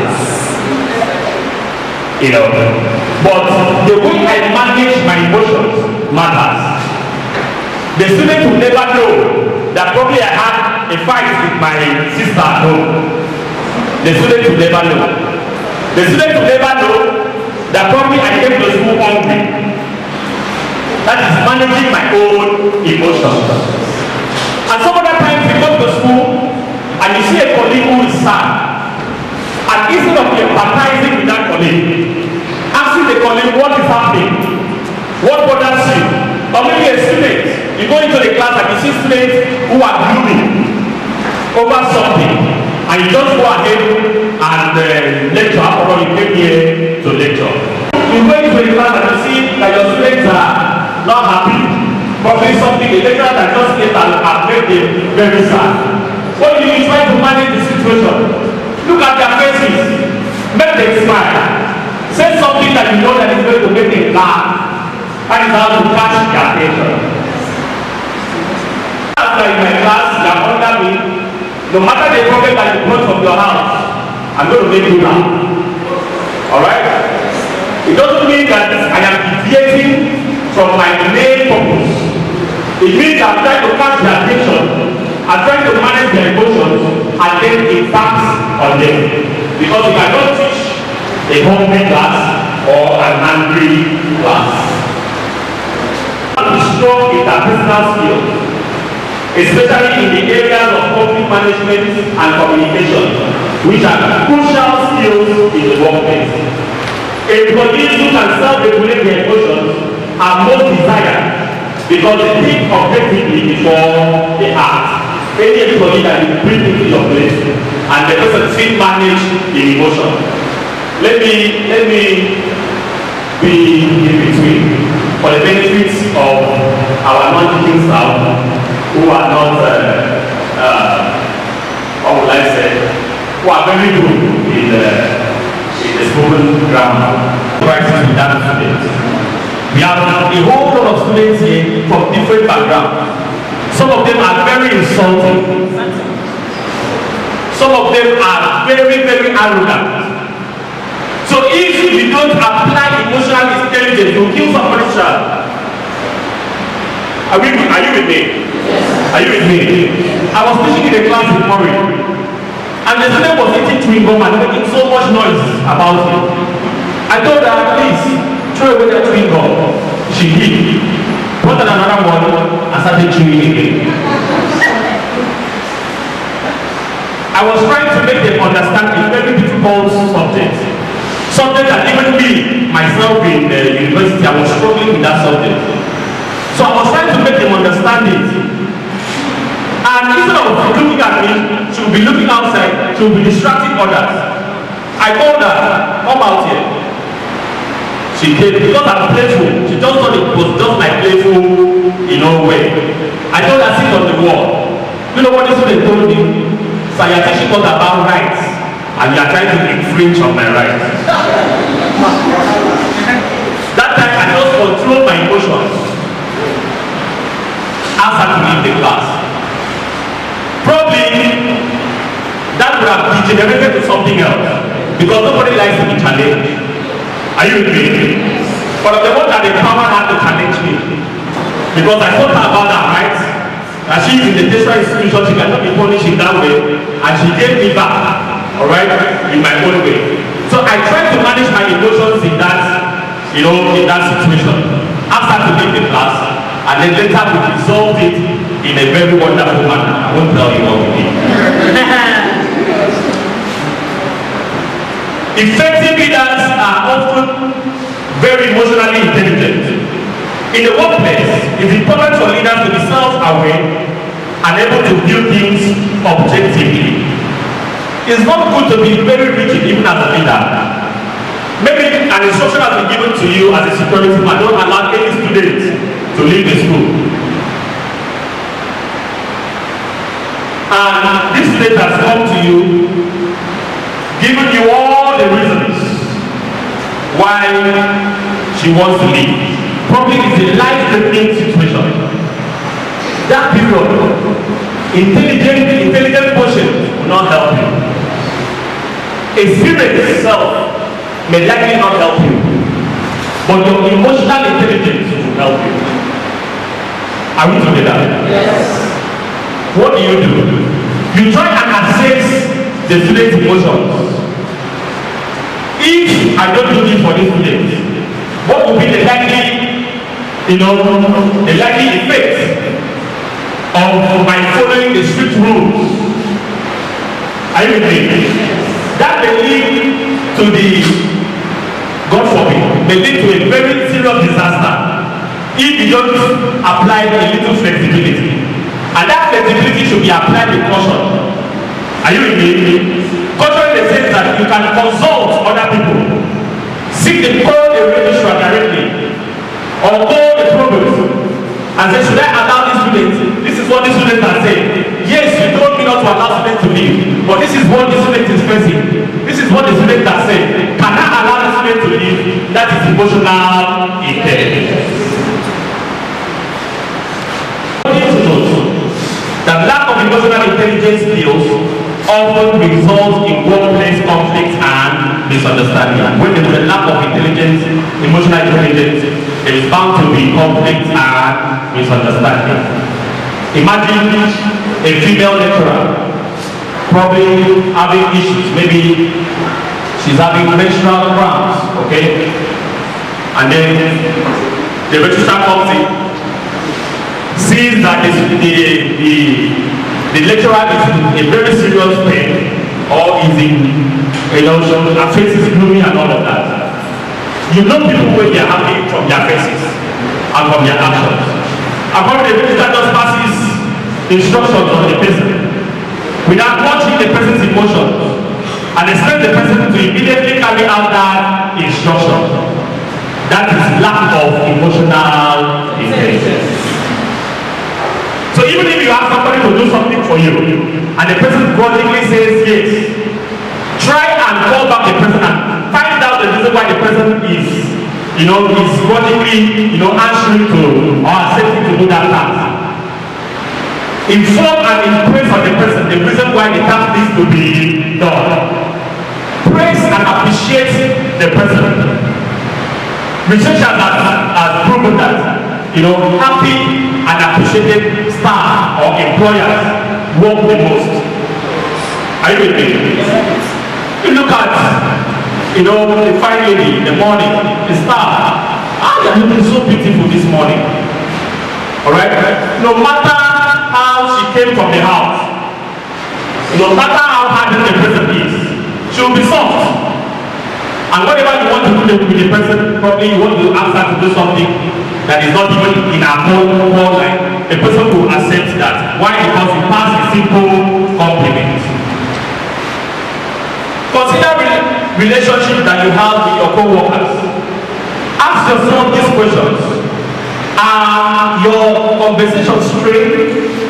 Are you still talking with your co-workers? How are you relating with them? Do you pass a colleague on the road without greeting the person? Just because of one argument that happened in 1940, you see the person on the road, you refuse to greet the person. See your superior, you refuse to see, just because there is one issue or the other.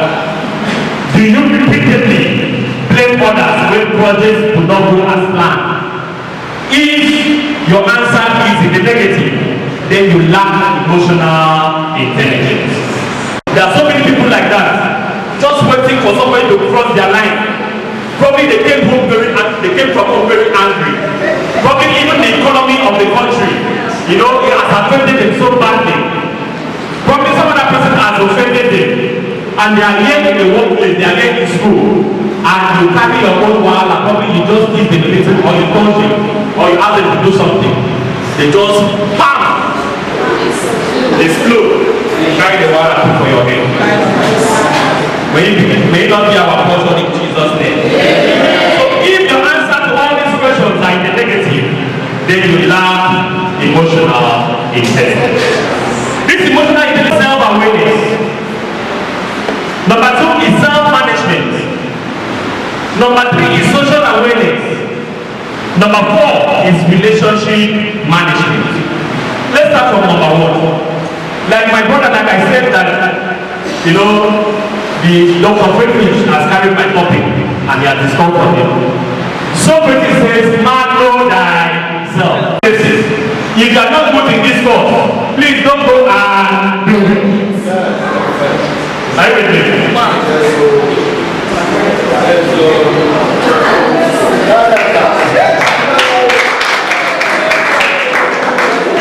Second, self-management.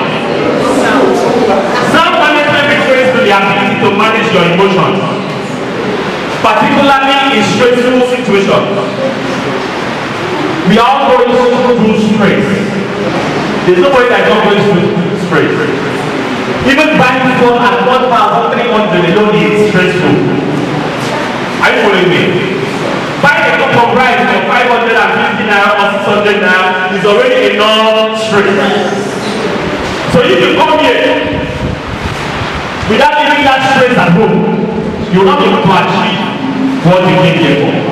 Asking me, how much are you paying? I look at the person and say, I'm paying so much. did I say that? Because when I consider social awareness describes the ability to recognize other people's emotions. Leaders who excel in social awareness practice empathy. Empathy means putting the person in your own shoes. Are you following me? When you ask somebody to do something, find out for yourself, this thing that I'm asking this person to do, this is what that person asked me to do, will I be happy to do it? That's social awareness. Next, if I was wrong, relationship management. Learn how to manage relationship. Learn how to manage relationship. I am not a foreign group for any other thing apart from relationship. This relationship has worked for me. I've been here if I come to say 11 years. And people still wonder why I'm doing here. But I'm here because of relationship. Relationship with the management, with Dr. Martin and the wife, has been very, very important. I joined them as a young boy. So they were lapses. They were using a software that I used to express. And you know what, the company does not hide our mouth or our feelings. I was still here because I know what I wanted. And that relationship has yielded fruits. I don't want to mention so that you don't come and think of effective communication as a tool for organizational growth. Suffice it to say that communication in the workplace refers to the communication we do at work about work. Communication in the workplace. The discussion who are they for workplace. Is it about a school? Or you are discussing about farm work? Or you are discussing about Big Brother over?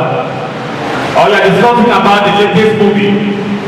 That is not workplace communication. I'm not saying you shouldn't discuss, alright, to relieve yourself of stress. But majorly, when you are here, let your discussion be centered around the vision and mission of the effectively. All stakeholders are fulfilled. The management is fulfilled, the staff is fulfilled, and even the students are fulfilled. Developing effective communication skills requires a delicate balance of active listening, verbal communication, non-verbal cues, body languages, emotional intelligence to ensure messages are clearly transmitted and understood. You know that listening is part of communication. If I'm talking and all of us are talking at the same time, are we communicating? No. Okay? So listening and paying attention is part of communication. We have verbal communication, we have non-verbal cues. Probably a parent is in the office and you are there to whine about what has happened in your department. And the registrar is really cutting eye for you. He has said, don't cut eye for me, let me say it the way that is in my mind. Are you following me? There is miscommunication. Are you with me? Because you are doing the right thing and the wrong time. More listening than just talking. My question is, have you been able to communicate the vision and the mission of the institution to your co-workers and the students? What do you tell the students when you go to the class? What is the motto of the school? Knowledge for wealth, for health and wealth. So are you teaching them how to be better nurses than yourself? What are they learning from you? Is it the same erratic behavior that some unprofessional nurses display in the hospital? Most times, probably those days when I used to take my sister to the hospital to put to bed, you know, you'll be hearing nurses shouting on their patients. Alright? Hearing nurses, now me say, now you put in the leg, and you need to say, when you do the Uber, I was I there, and all of that. So, is that the same thing that you are teaching these ones who are 25 21st century nurses? The answer should be no. Of the school today. Are you able to teach them how to make wealth? Are they seeing you like people who are wealthy? Wealth is not in riches and money and all of that. Wealth is in the mind. Are you with me? The Bible says, as a man thinketh in his heart, so is he. So once you think rich, you are wealthy. That's the concept of wealth. Once you think rich, you dress like a rich man. You don't allow people to know the background that you are coming from. Are you following me? Don't allow people to know what is happening to you. When I joined Mori, I just buried my parents the year before them. And nobody in the school knew what I was going through. Are you with me? No students on top of my game. Alright? Sometimes I wouldn't have money to put fuel. That time fuel was how much? Just live up to 100 naira. Are you with me? But there was no money to put fuel. But I would drive. I would find money at put fuel and drive to school. Can you imagine that, you know, with my skills and all the levels that I bring to the place, they will now see me coming down from Okada. So sometimes it's a way of communication. They are trying to, because the motto of worry is knowledge for self-reliance. This, you know, is avoiding problems. So if you don't package yourself, you are lost. You have to package yourself and keep yourself in a place where you can create and maintain relationships. That was the reason why I was in Mori. I wanted relationship with the students, I wanted relationship with the lecturers, and I wanted relationship with the managers. And I got that. So the chairman kept asking. The chairman kept asking in every of our meeting, what is the barrister still here? I said, I'm still here. So what is he doing here? I said, I'm here. You know? Why? Because I want that relationship. Every year the school goes on tour. They use my bosses, they use my companies. I make money from it. The chairman buys the property, I am his lawyer. The chairman wants an agreement, I am his lawyer. That is the kind of relationship you should try to create here. Be your stepping stone. Treat them well. One of our students who graduated gave me a very huge amount of money this year. Not that. They were discussing in their family, their extended family, about the lawyer to handle a particular something for them. And he kept insisting that I should be the one to handle. I think it's from this community or somewhere. He kept insisting that I should be the one to handle. I made 11 million naira from that. If I mention the name, Madam Bujo, I made 11 million naira from that relationship and from that particular contract. And diverse other, you know, benefits that I've gotten from Mori. So I cannot be ungrateful. Despite everything, I cannot be ungrateful. So I'm trying to tell you today, make this place your home. Make this place your place. Don't see the school as some other person's, you know, investment. Some of us who carry calculator, especially when they did the admission. Bam, bam, bam, bam, bam. Acceptance fee, 150,000 times.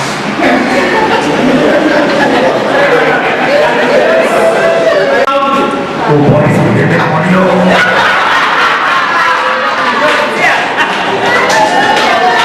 Once you have that mentality, you will, once you have that mentality, you will not be here. You understand? You will not be here. You will not be here. Hallelujah. The motto of the school is knowledge for health and wealth. And the vision is to be a world-class college of nursing sciences that will be able to use cutting-edge technology and global best practice to raise a new generation of healthcare practitioners that will be very professional in their service delivery while creating wealth for themselves. Always tell the students this vision and this mission. So I think it should be written in the class. I'll say, write the vision and make it clear. Let who readeth it runs with it. When you internalize this thing, it is very difficult for you to forget them. It is very difficult for you to do otherwise. When I was in secondary school, there is one tweet that one of my lecturers used to write on the board. Laziness breeds failure, so I will work hard. I still remember it every other time, and that is my life principle. Have you been able to understand and internalize these visions and missions?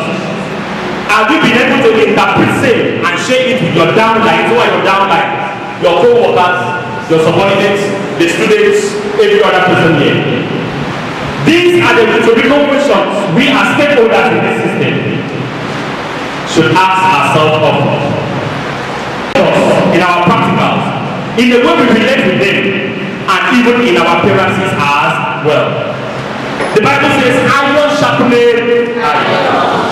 And as a man thinking in his mind, so is he. I want to encourage the staff of this great institution to step up their game, step up their appearance, step up their composure. If you are teaching a student how to make wealth, you yourself must be able to show example of how sustainable wealth looks like. Doesn't mean that you must have the physical money, all right? But in the way you address them, in the way you talk to them, you are not looking beggar. You are not looking like a beggar.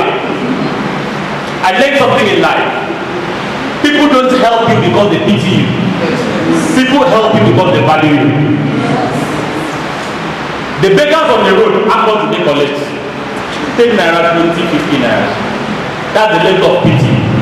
But that same person that gave 10 naira, 20 naira to a beggar who needs the money more will go and buy a car to go and give to the governor, alright, to bury his wife or his mother. Are you with me? Why? Because he's doing that because of value. He values that relationship. But nobody will give you something because it pities you. So live appearing pitiful. Yes, this is what he can do to me. That is the value that he has for you.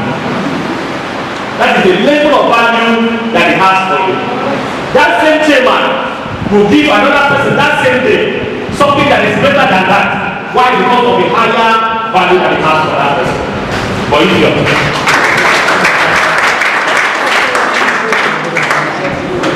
There is another person that says, no that poor, none have it. We cannot give what we don't have. We can never give what we don't have. You are teaching the students how to make wealth by looking at your shoes.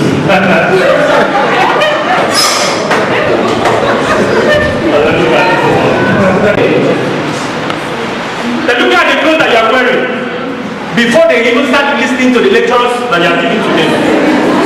That is what they do. So you must maintain your sleeves. Carry yourself very high. Doesn't mean you should be, pompous. Dress nice. Look good. Don't think that you are in a village. Most of these people are from rich home. They have seen things. Most of them are from cities. They have seen things. Even those who are from villages, they will feel that they have seen more than that what you have seen. Why? Because they are lecturing them. So try in your appearance to look very good. Alright. I understand that you are well paid. It may not be enough. Nobody has enough money. But if you place your salary on the scale of what other private schools are doing, you know that you are not being treated. And most of you, in fact all of you, before you collected that salary or before you employed, you bargained the salary. Is it not so? Was it imputed on you? Was it forced on anybody? So you are here, you have your consent was obtained before you came here, right? Everybody don't sleep. Alright, I'll soon leave, I'll finish. Your consent was sought before you came here, before you were employed. When we are going to look for a job, I discovered that we are always very humble. Not just job. Even if you want to go and get a loan from somebody, you are very humble. You are the most, humble person. Very down to earth. But when it comes to paying back that loan, a character don't start. Is it because of 40,000 I borrowed from you that you're talking to me like that? Ordinary 8,000. Are you with me? When you came to College of Nursing, sat down, you want to make this job for so I will do, what would I do? But you came here, started making some money, you know, and you want to betray the school. I'm not saying this to anybody. It's part of emotional intelligence. Yeah, it's part of it. Doesn't mean that nobody should aspire to be wherever he wants to be in life. But when you use a particular door, know how you bang that door, because you may need that door someday in the future. Am I speaking to somebody? I recommend that all participants of this workshop will work assiduously at improving their emotional intelligence and their communication skills for a better and more robust working relationship, which will enhance the growth of this novel institution. Thank you very much for listening to me. Long live Mountain Group, long live College of Nursing.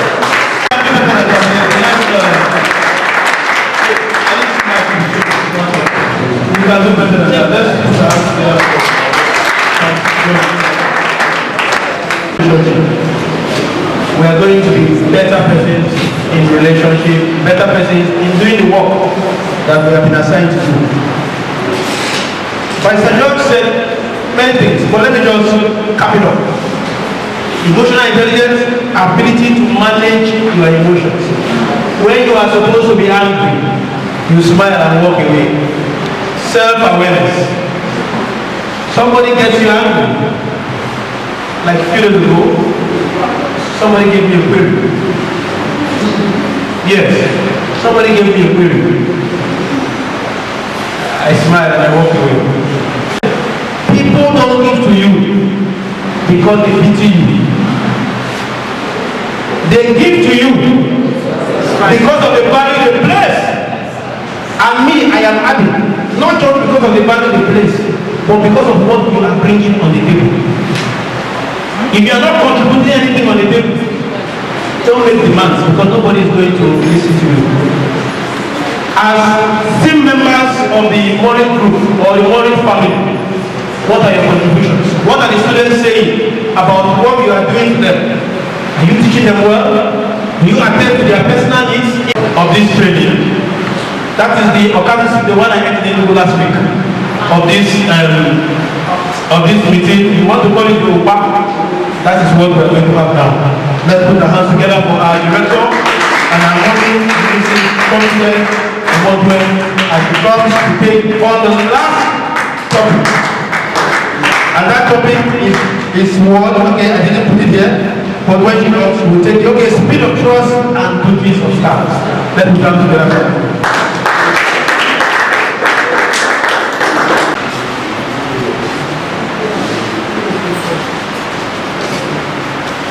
Permit me to stand on the radio establishment protocol.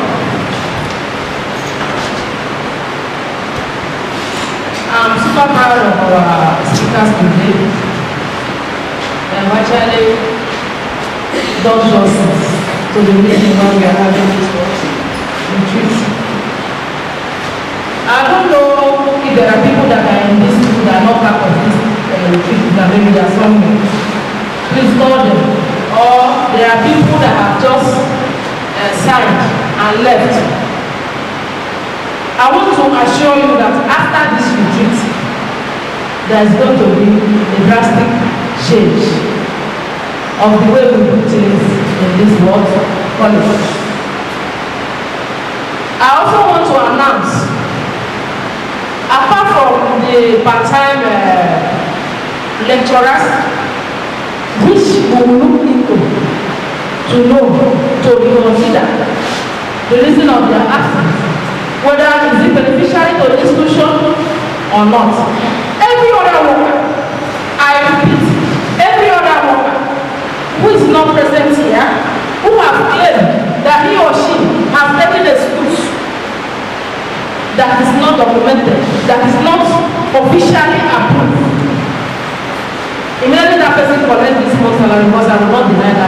we don't need that person's service. Is that clear? Yes. So, it shall be. We want to bring peace and decorum to this institution. You see, they have said a lot. I'm not really gifted in talking, but one way or another, in my little way, I will communicate. But our speakers, they have already spoken. A lot of things has been said. Some people are here, not just that anything, they are not even receiving what all these people are saying. They are just here for maybe daily sake. I don't know. You see, this vision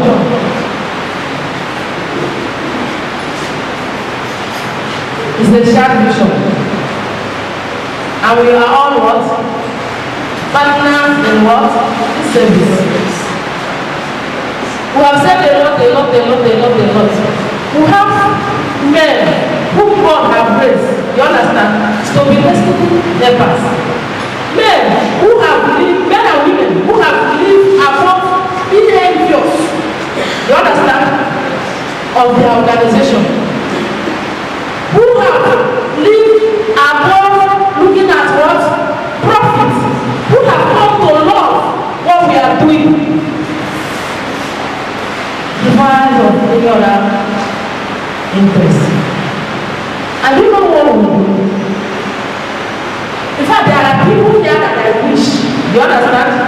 Here are modes that you have a blood relation, so that this relationship can continue. In my family, me especially, I used to call my daughter sometimes and say, you see the business that we are doing, I will listen to them. You see so person, look up to them. And I will explain things to her. And I will say, even if you understand, you start anything, try to build such what? Relationship. Because those people, I don't want to mention them, those people will be there for you. Why this guy was born, was it just, he has plenty things, but sometimes he cannot even find himself saying no. He will have to sacrifice. You understand? He checks some transaction, sure. Is it our registrar? Is it our record from the day one of our knowledge? From the one we started, he has been there. Through thick and what? Is highly educated, but he has come to love what we are doing. And we have come to understand that what we are doing does not stop them from, progressing. It does not stop anybody that even if we are living good what? Yes. But some people don't put all those things into consideration. But I thank God for today. Even though it's just for this while, but I know that we are communicating to you. I want to go ahead to make my own presentation. A paper presented by Mrs. Confidence Omonto in the mandatory staff retreat to reconnect, recharge, and refocus. So reconnect, recharge, and refocus.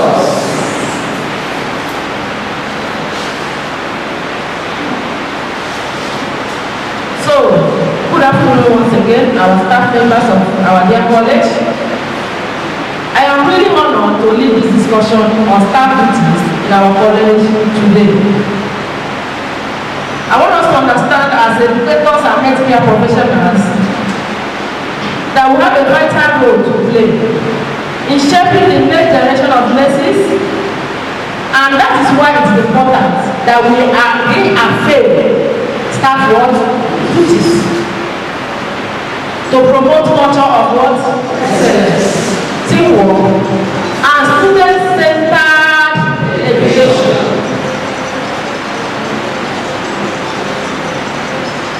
However, for the state-centered education, understanding student staff duties is crucial to achieving our mission and what? Vision. Understanding staff duties is crucial to achieve our vision and what? Vision. Just like the rector has already made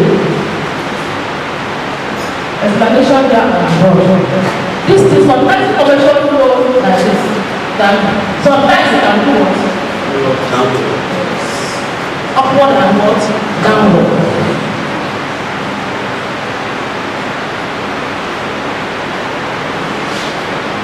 However, the duties of a staff varies depending on their roles. We have managerial staff. This managerial staff, we have administrative staff, technical staff, security cleaners, so forth and so on. But I'm not dwelling on explaining their duties because they have already done justice to some of them. But I'm normalizing it all in this discussion. I'm not applying the duties, tasks, and obligation assigned to an individual or group or a contract staff here. Rather, I am presenting the duties of the staff in the perspective, in line of understanding it as what? A servant.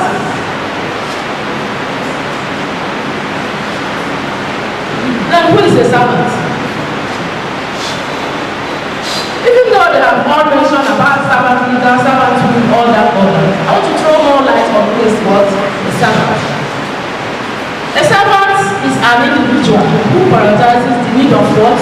Others. We keep hammering on this, and I'm sure if not the first speaker or the second speaker have already said that. Putting others' interests and well-being above what? Our own. He or she demonstrates humility, empathy. Barrister explained what impact stands for here, and selflessness, often going beyond their former roles to support and care for others, which entails selflessness, empathy, compassion, listening, giving and listening what? Ear, and also accommodating what? Others. You support them, you are flexible, with love. And it's also characterized by what? Volunteering. Sacrifices and relational. They also mention the importance of what? Relationship. I am not taking time to explain all these things again now because they have already mentioned it and they have explained. To save time. It is a choice to empower others to grow and succeed. Did you hear what I just said? It is a what? A choice. Nobody is forcing you to do that. Which we have also touched. And also to transform others. It is a choice. But according to Ogankai, the best way to find yourself is to lose yourself in the service of what? Others. I am a practical what? Example.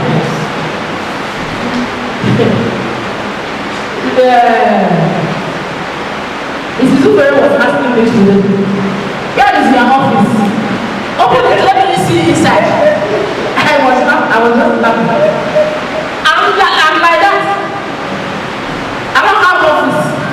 Even when the chairman will force, my office in Mori, I don't stay there. I handle it over the registrar. Yes. If you have been to Mori before, that place is nice in the office.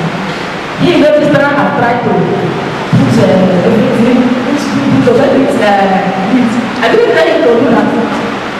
You understand? But I still stay there. I really didn't make myself myself available for others. I lose myself. And it's paying what? Off.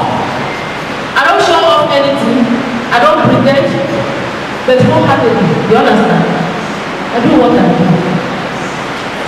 And God is the one rewarding me. You might not say how.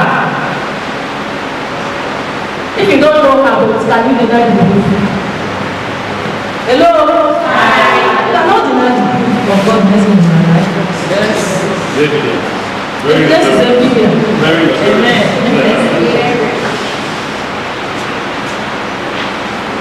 Service to humanity. That is why all of us are here.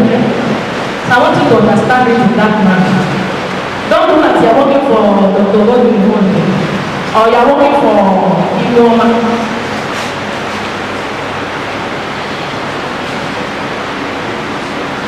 There are people here that are working here, they don't do their job. They say, this is my village. In fact, we are the owner of this land, just like as we are saying. For that, they are rude to others. Go and look at them like that. If you are saying that, what will I now say? There are some people here, when they give them their own area of job, they don't do it. They say, do you know how I got them? I came through the madam. I'm like this. I'm like that. Those cleaners that are claiming that they came through madam, they do like this. I will not do this to you. I will not. You will go. I am telling you now that you will go. Any man from, in fact, you can see me start today. You will go. You want to share this place. You understand? If me and me like that, we will not have any place for us. In fact, it has put so much in this school, you understand, that sometimes I refuse to praise him because I don't want to go. Because he lacks some. So my own rating, I lack some self-discipline. You understand? I will get to that. Don't look at the provost as the provost. Just that person, look at the office. Whatever you're doing in this place, the way you address my registrar, you are addressing me, addressing the institution like that, and I'm not ready to take it from you. Anyone, no, I'm not. A lot of things go on, even in the school platform. Even in the school platform. Registrar will say something, you will see a staff handling that thing without any form of what? Respect. But even though when I talk to him, he does not understand. He sent me one dirty message. I refused to reply. Because there's no one that was laughing. I said, look at this one. He doesn't know what he's doing. This thing is doing will get back. It is very soon. You understand? The social media, you make yourself cheap. You make yourself available for your subordinates. Not supposed to be like that.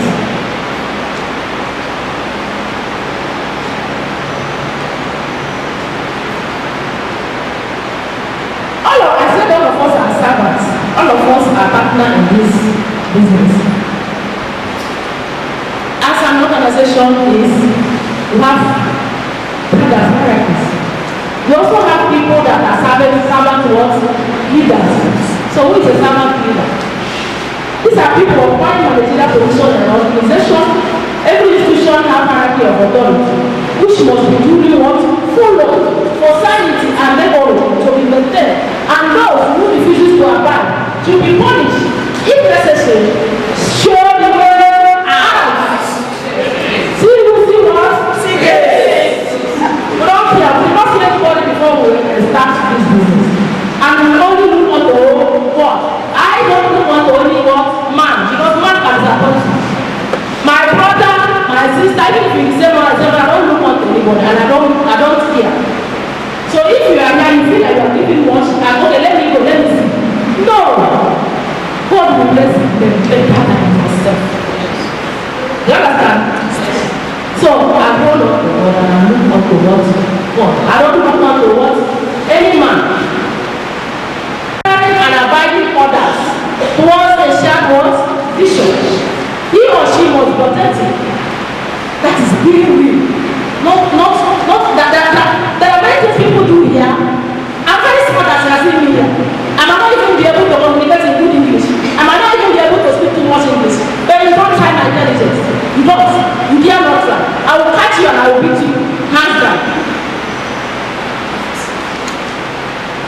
some things I will say, my husband will say, leave this woman.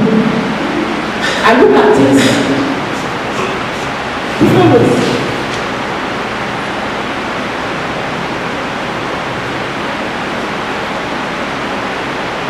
That leader is a visionary member that inspiring and abiding others towards a shared vision. He or she must be what? Authentic and be emotionally what? Intelligent.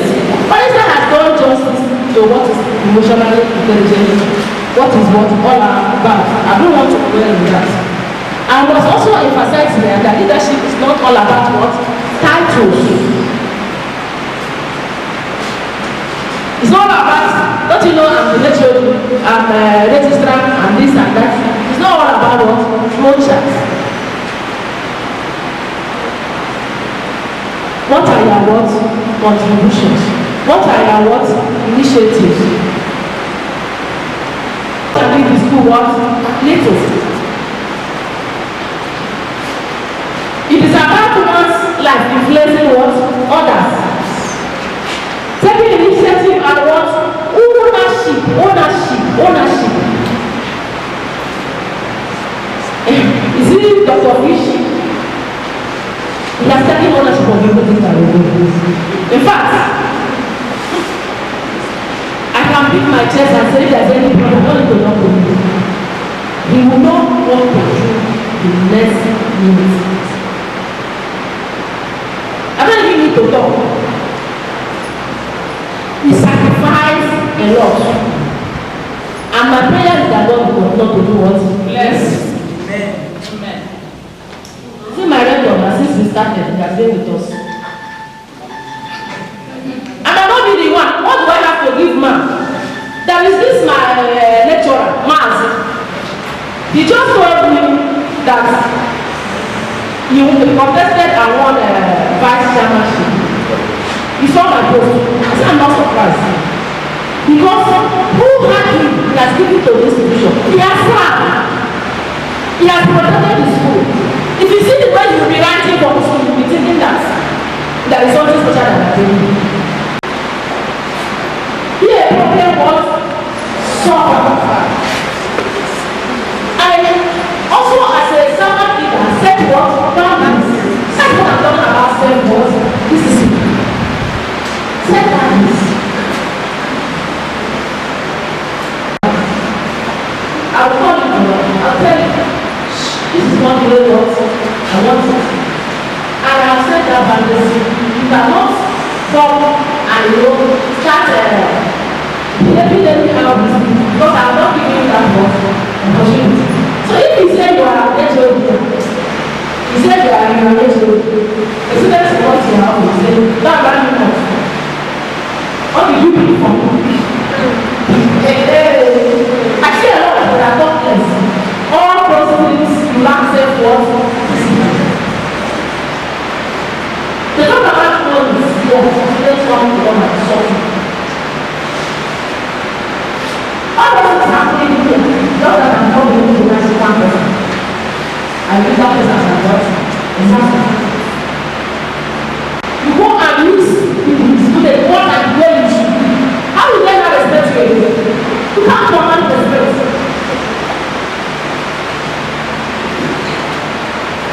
Sometimes you see practice, things, equipment or whatever of the school do at their attitude.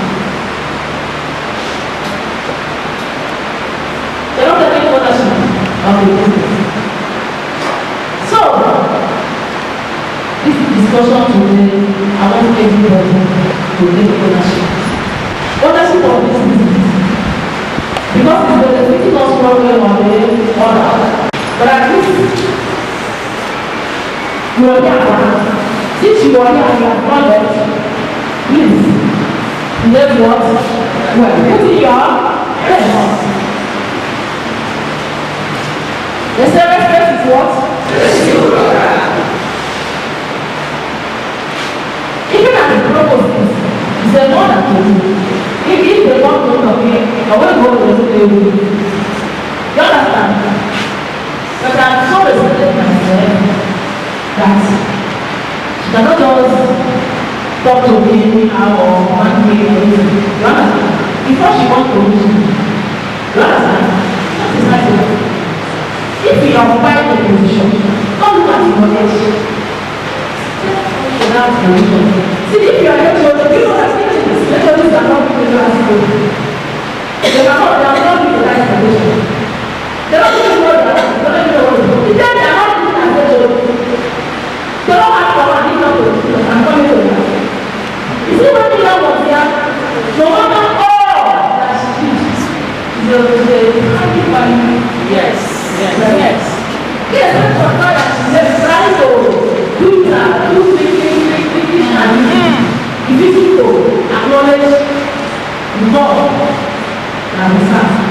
All the relationship that because of this at all because she has contributed seriously. The whole fact I'm just witness that since only million this has never been the same again. Yeah. Am I lying? No. She doesn't have market. From that she has no qualification with people that will have her. They have refused to step up for what shoes and behave as what HOD. Honestly, I do tell them. You understand? They don't command their words offices. They don't. They're so casual. I like it. They say, who wants to be what he wants? It's not very important that we come out on that.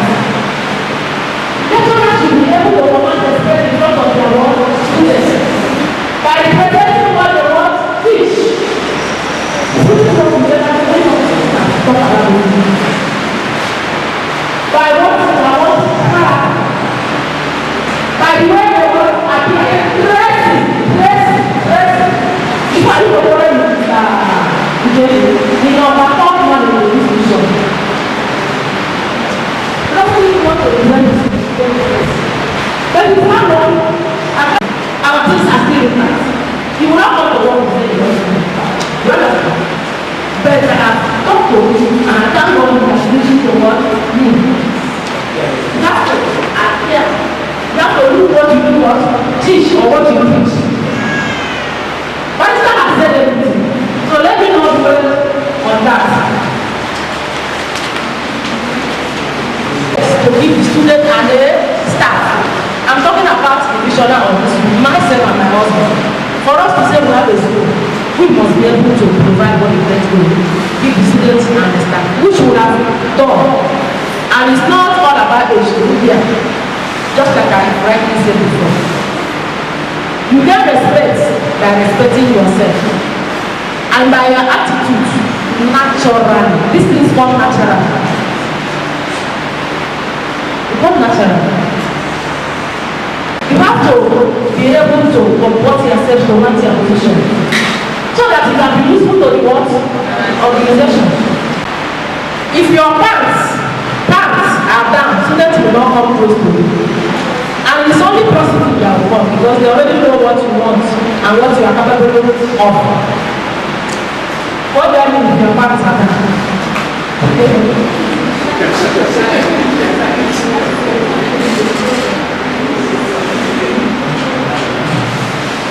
When they gave Mr. Vega the principal of primary school, I was afraid. No, that's not small things that when you see some of them are not even hearing the program. You see their brains standing. There's self-discipline, you understand, for you to control it. You have people in here and their parents are down. Yeah, I don't like math, but if you ask people to know, they will tell you. You are just 3 years old now, you are being before. Really, you whoever. You understand? There was a day I accused him. I even know him, he was crying like a baby. I will say everything the way it is. So that you know why I say it. So that even if it's not true, the fear of confidence in the beginning of you will not want to cross my life. You will not want to face those things. You will make sure that you are asking the student friendship. Making the student believe that the person should not reach. You have a way of making the person to jump.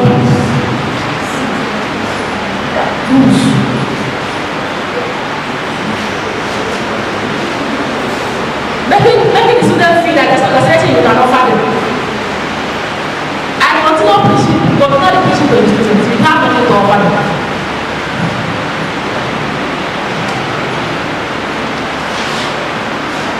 Don't look to the student beyond the way you should look at them. Even we have female workers here, we're not still my best students. Yes.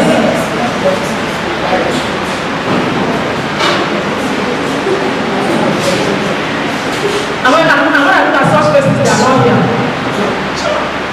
time is already over.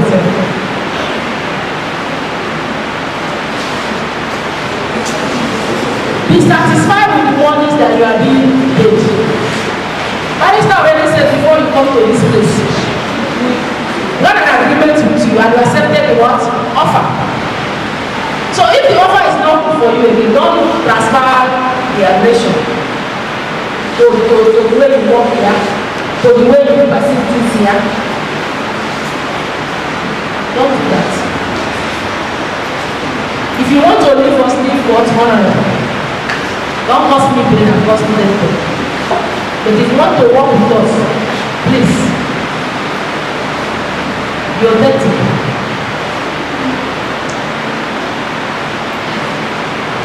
I want to urge people to start thinking on how you can use your good office to impact positively on both the student and the what institution at large.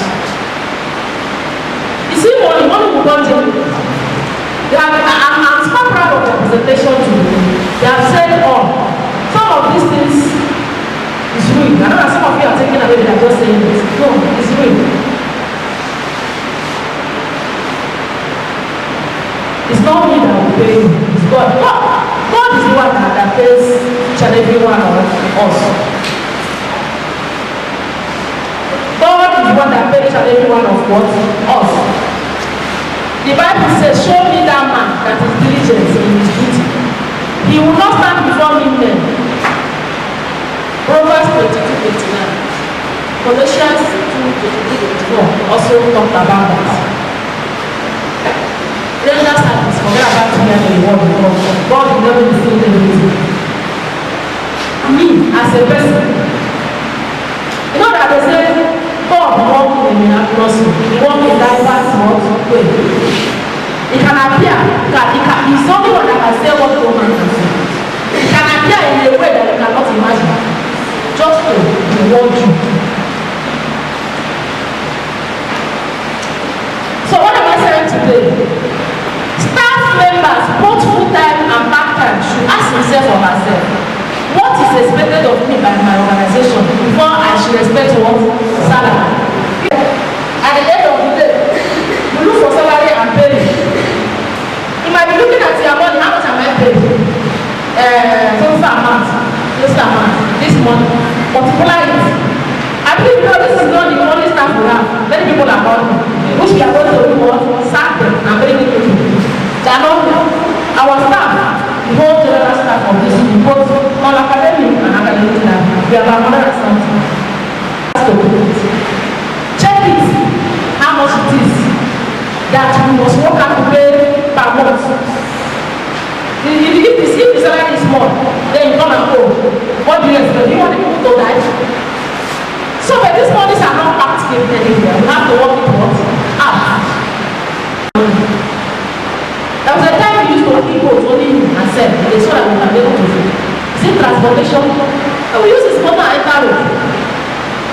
Are you dancing me? You understand? But until I surrendered to Jesus, that was a natural one. I cannot forget. Things started changing. Everything that looked difficult started being what? Easy. So people who is sincere here, you understand? No, there are some of the things that happen here. You understand? It's not ordinary. Divine help.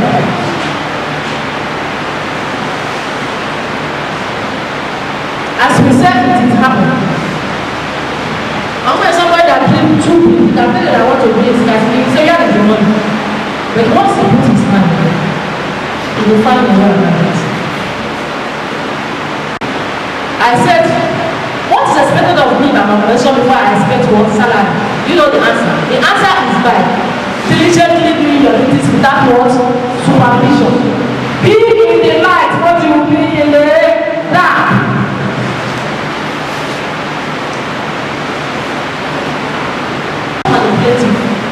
So tricky that every day I see them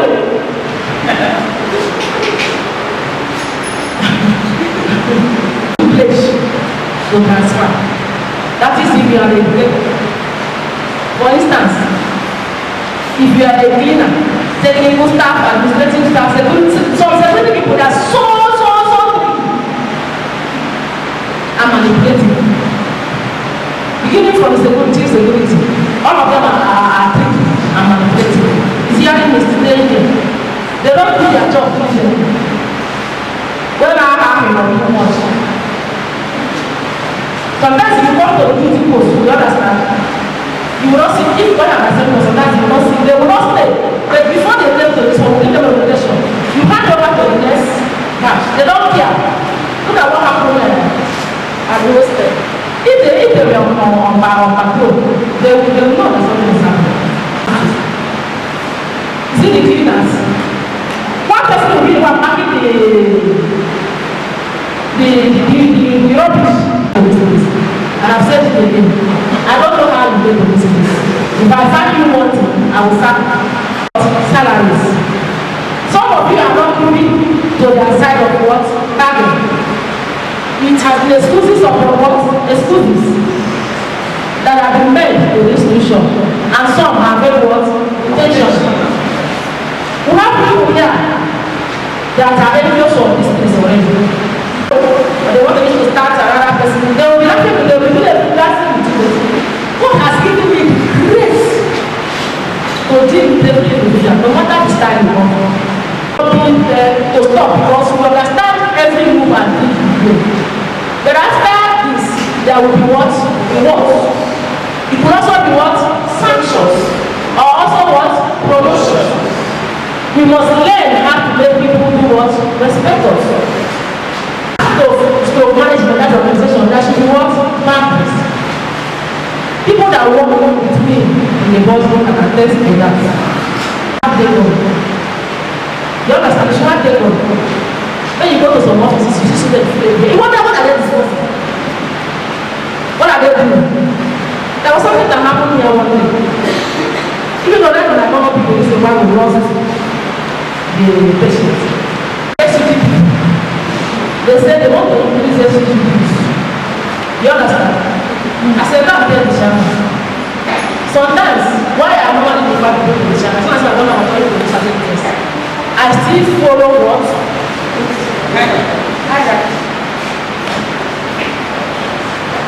He went to the channel and said, okay, if you say you want to increase students' use, go and talk to the students, let them agree on how much to pay. He came back to me and said, go and have a meeting with them. He went there, okay, he did not go with them. The SUG president and whatever, and when they are told the chairman said that the SUG should be 7,000, so he needed mention 5,000. When the chairman did not even know whether anything of such. These students that you are seeing here today, they watch, just like your children at home, they watch your reactions. They watch your body movement, the way you do things. They watch it. If you are not there at the main mention of the chamber, they will not. If you don't put value,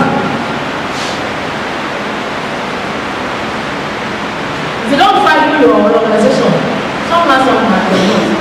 And stopping the ability to do what?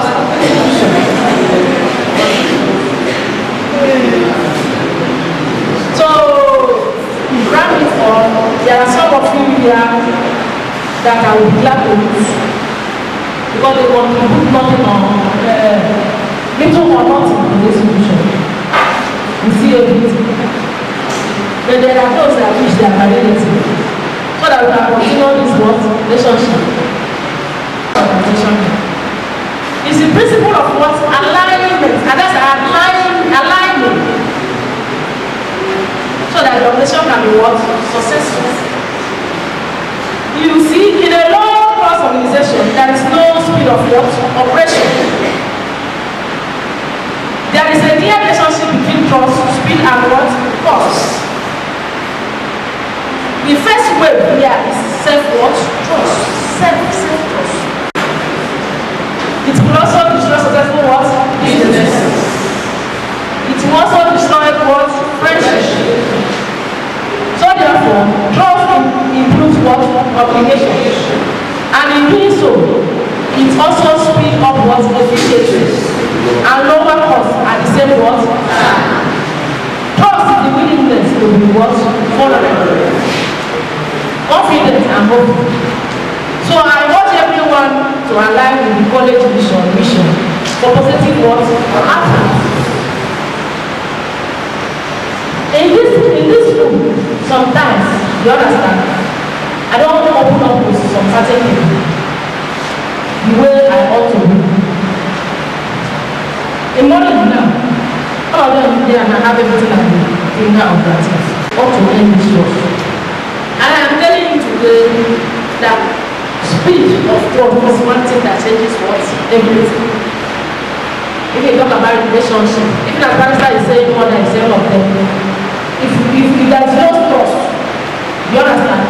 All those things will not come to play. I've already actually said I don't have to speak too much English, but I will communicate to him and I want to do what to do.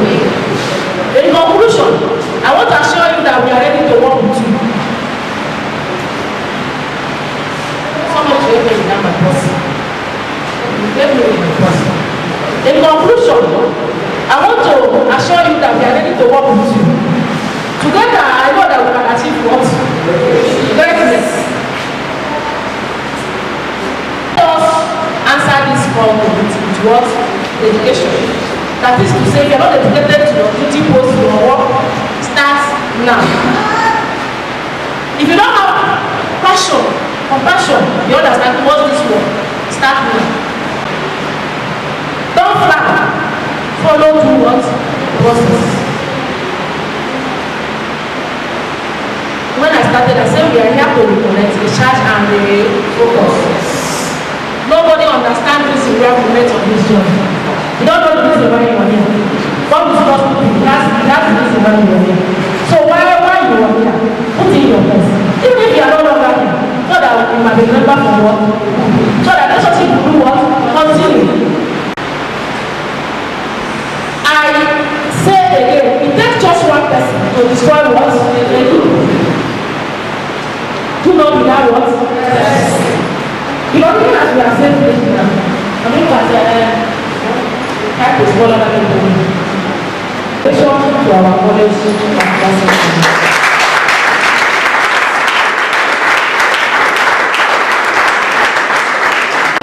living in the moment, which leads to frequent hiring and training of staff for the same what? Position. So therefore, to overcome this, we have developed a retention plan that offers hybrid work environment as a what? Agreement. Agreement options to align with the desire of this modern workforce, which is this work college. Barrister will come and do justice to that. In my presentation, I said we are ready to do what? Work with you. We are ready to listen to you with love. But what is working is working what? We can entertain a few questions. How many people have questions here? Mind note, you said that all that goes up must surely come down. In Nigeria today, I don't believe that law exists. But that one is by the way, because everything that has been going up, and they continue to be up. Then to Dr. George, to Barrister George, I appreciate all you did. It might also be a question or a suggestion, and it also goes to the rector. Sir, when you were giving us the advantages of hierarchy, we've really learned a lot. You made mention of providing clear reporting structure and everything, but I just picked something you said. It allows to create salary transparency and unfair salary distribution. That's the advantages. He now asked that most of us that were employed here, that when we came, we had an agreement which we accepted to get the offer. I also want to put it to him as the registrar that has practiced in more than like the 4 institutions we have. It's a suggestion, not really a question, because I think that something should be done about the place and the agreement so that people will not be feeling bad. For instance, probably last year, somebody like me was employed. I'm not being personal. I'm just trying to say something. Then this year, somebody that is probably having lower qualifications will be employed at same level but with higher take home. Ordinarily, it will affect several others. And some people now go to class, say if we are properly paid, we'll be able to give all we have. That's emotional, lack of emotional intelligence. The answer or not something. I'm also one of the emotional staff. There are things I don't even know. I will ask her. She will bring lofty ideas. Even though I was I just hope that's tested. You understand? But in an organization like this, there are ways of doing things formally. From the person that is family, irrespective of whether you have higher qualification than the person. You understand? You are emotional sometimes. You know, you keep saying that I do more than some people. You don't do things like this. You have to do time. Relax, if you be patient.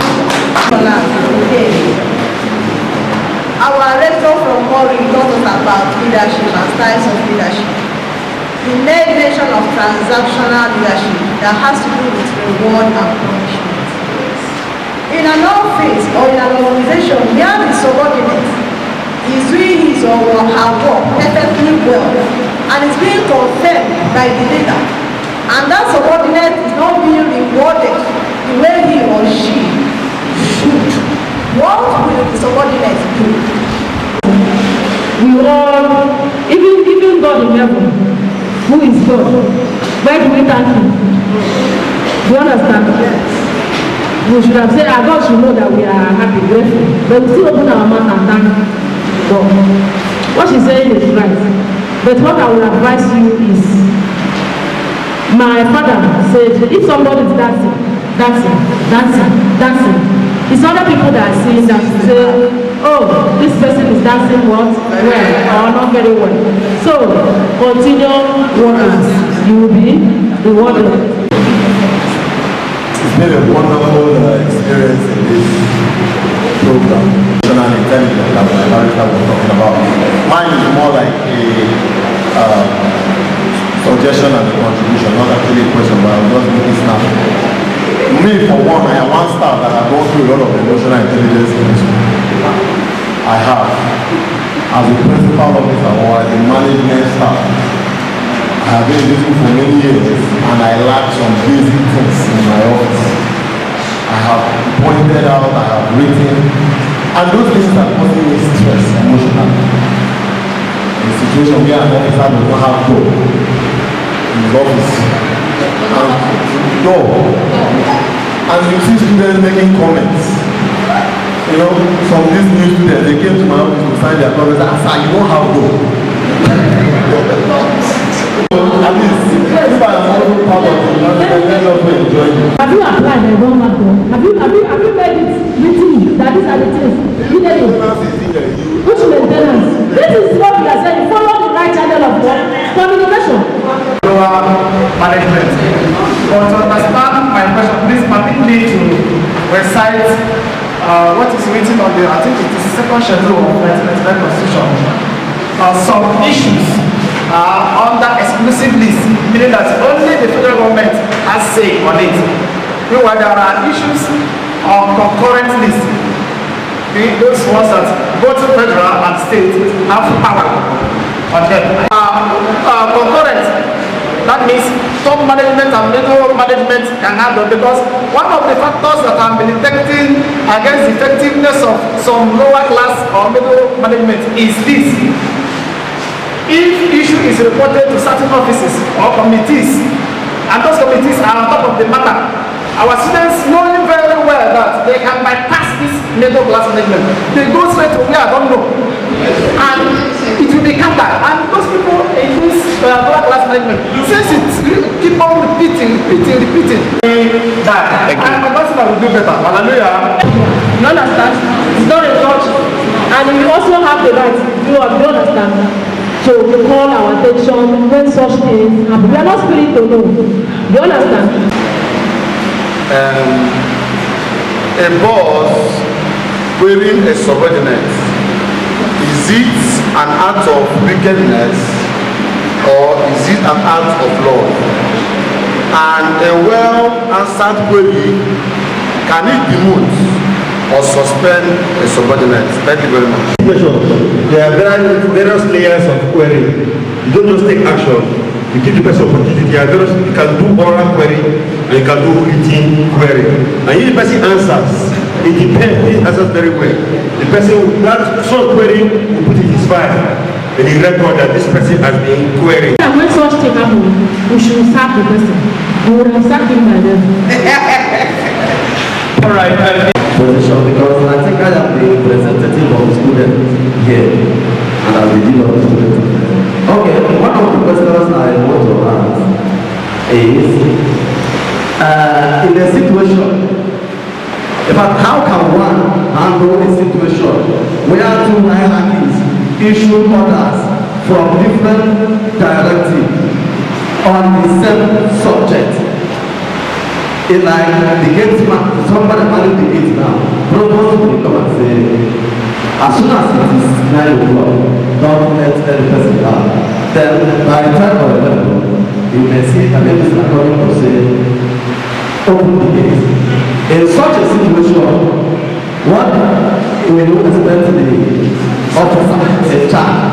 So that's what is supposed to be.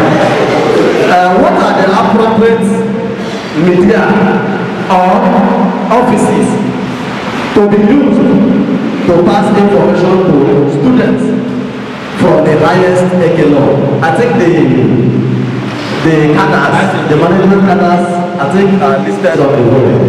The officials, the medium class, and the staffs. So in the situation we want to pass information to the students, do we pass the information to the HODs of various departments? Do we pass it through the same thing that you asked. So what I'm asking now, is it that we are just here sitting for sitting sake? Are we not getting anything? Are we not learning something? And be satisfied that when maybe somebody asks questions and that question is answered, you manage that question to whatever is was disturbing you. We are here to learn all this. I myself personally have told you, you understand? As far as I also want you to know that you're also working under the registrar. Do you know that? So, unless you overdo it, you also have the right to know what is happening in the student union. You don't know that. He has the right. But it's just that sometimes you overdo this thing. In the answer, so there is no point talking about it again. Thank you very much. Hello, ma'am. Made by the staff of College of Nursing Sciences, all right, about their commitment to this place. Every employer wants to be sure of who he or she is employing. Are you with me? I want to be sure that you are going to keep to your own side of the bargain.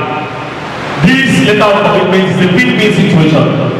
It's not just something that is holding on the, what's this called? The truth or jugular of the staff or employee. To express my commitment to upholding the highest standards of academic integrity, professionalism, and student support in my role as lecturer at the College of Nursing Sciences of Warrior.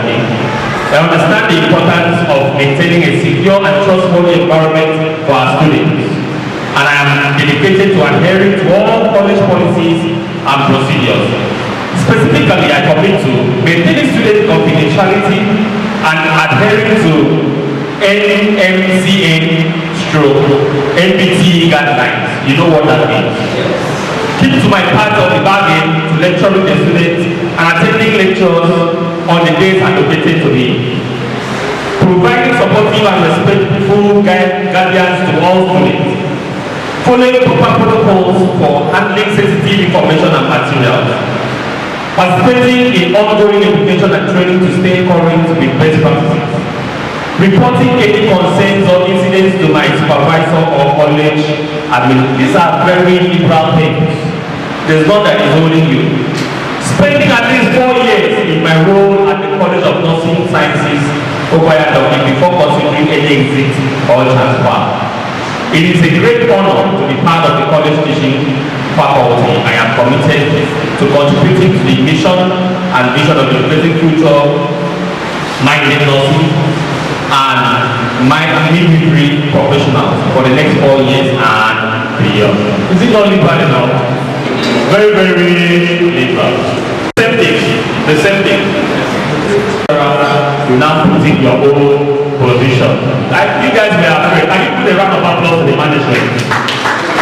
You were afraid. You are no longer afraid now. You know, the prosecutors. Alright? In every contract of employment, even in the government, if you have sworn as a worker in civil service, you can be prosecuted. Do you know? You have sworn as a military personnel or in the police force.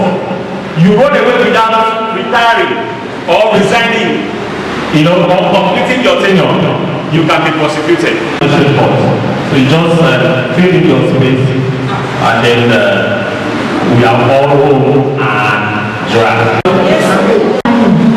Whatever we do.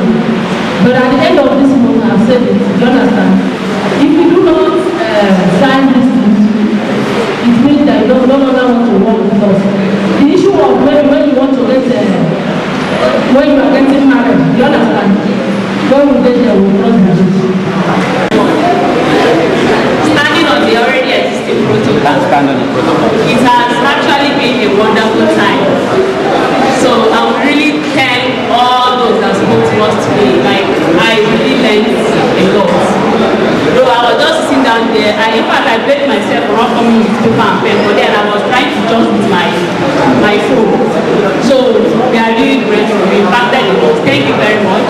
And especially to our director, because we just safely back to our destinations in Jesus' name.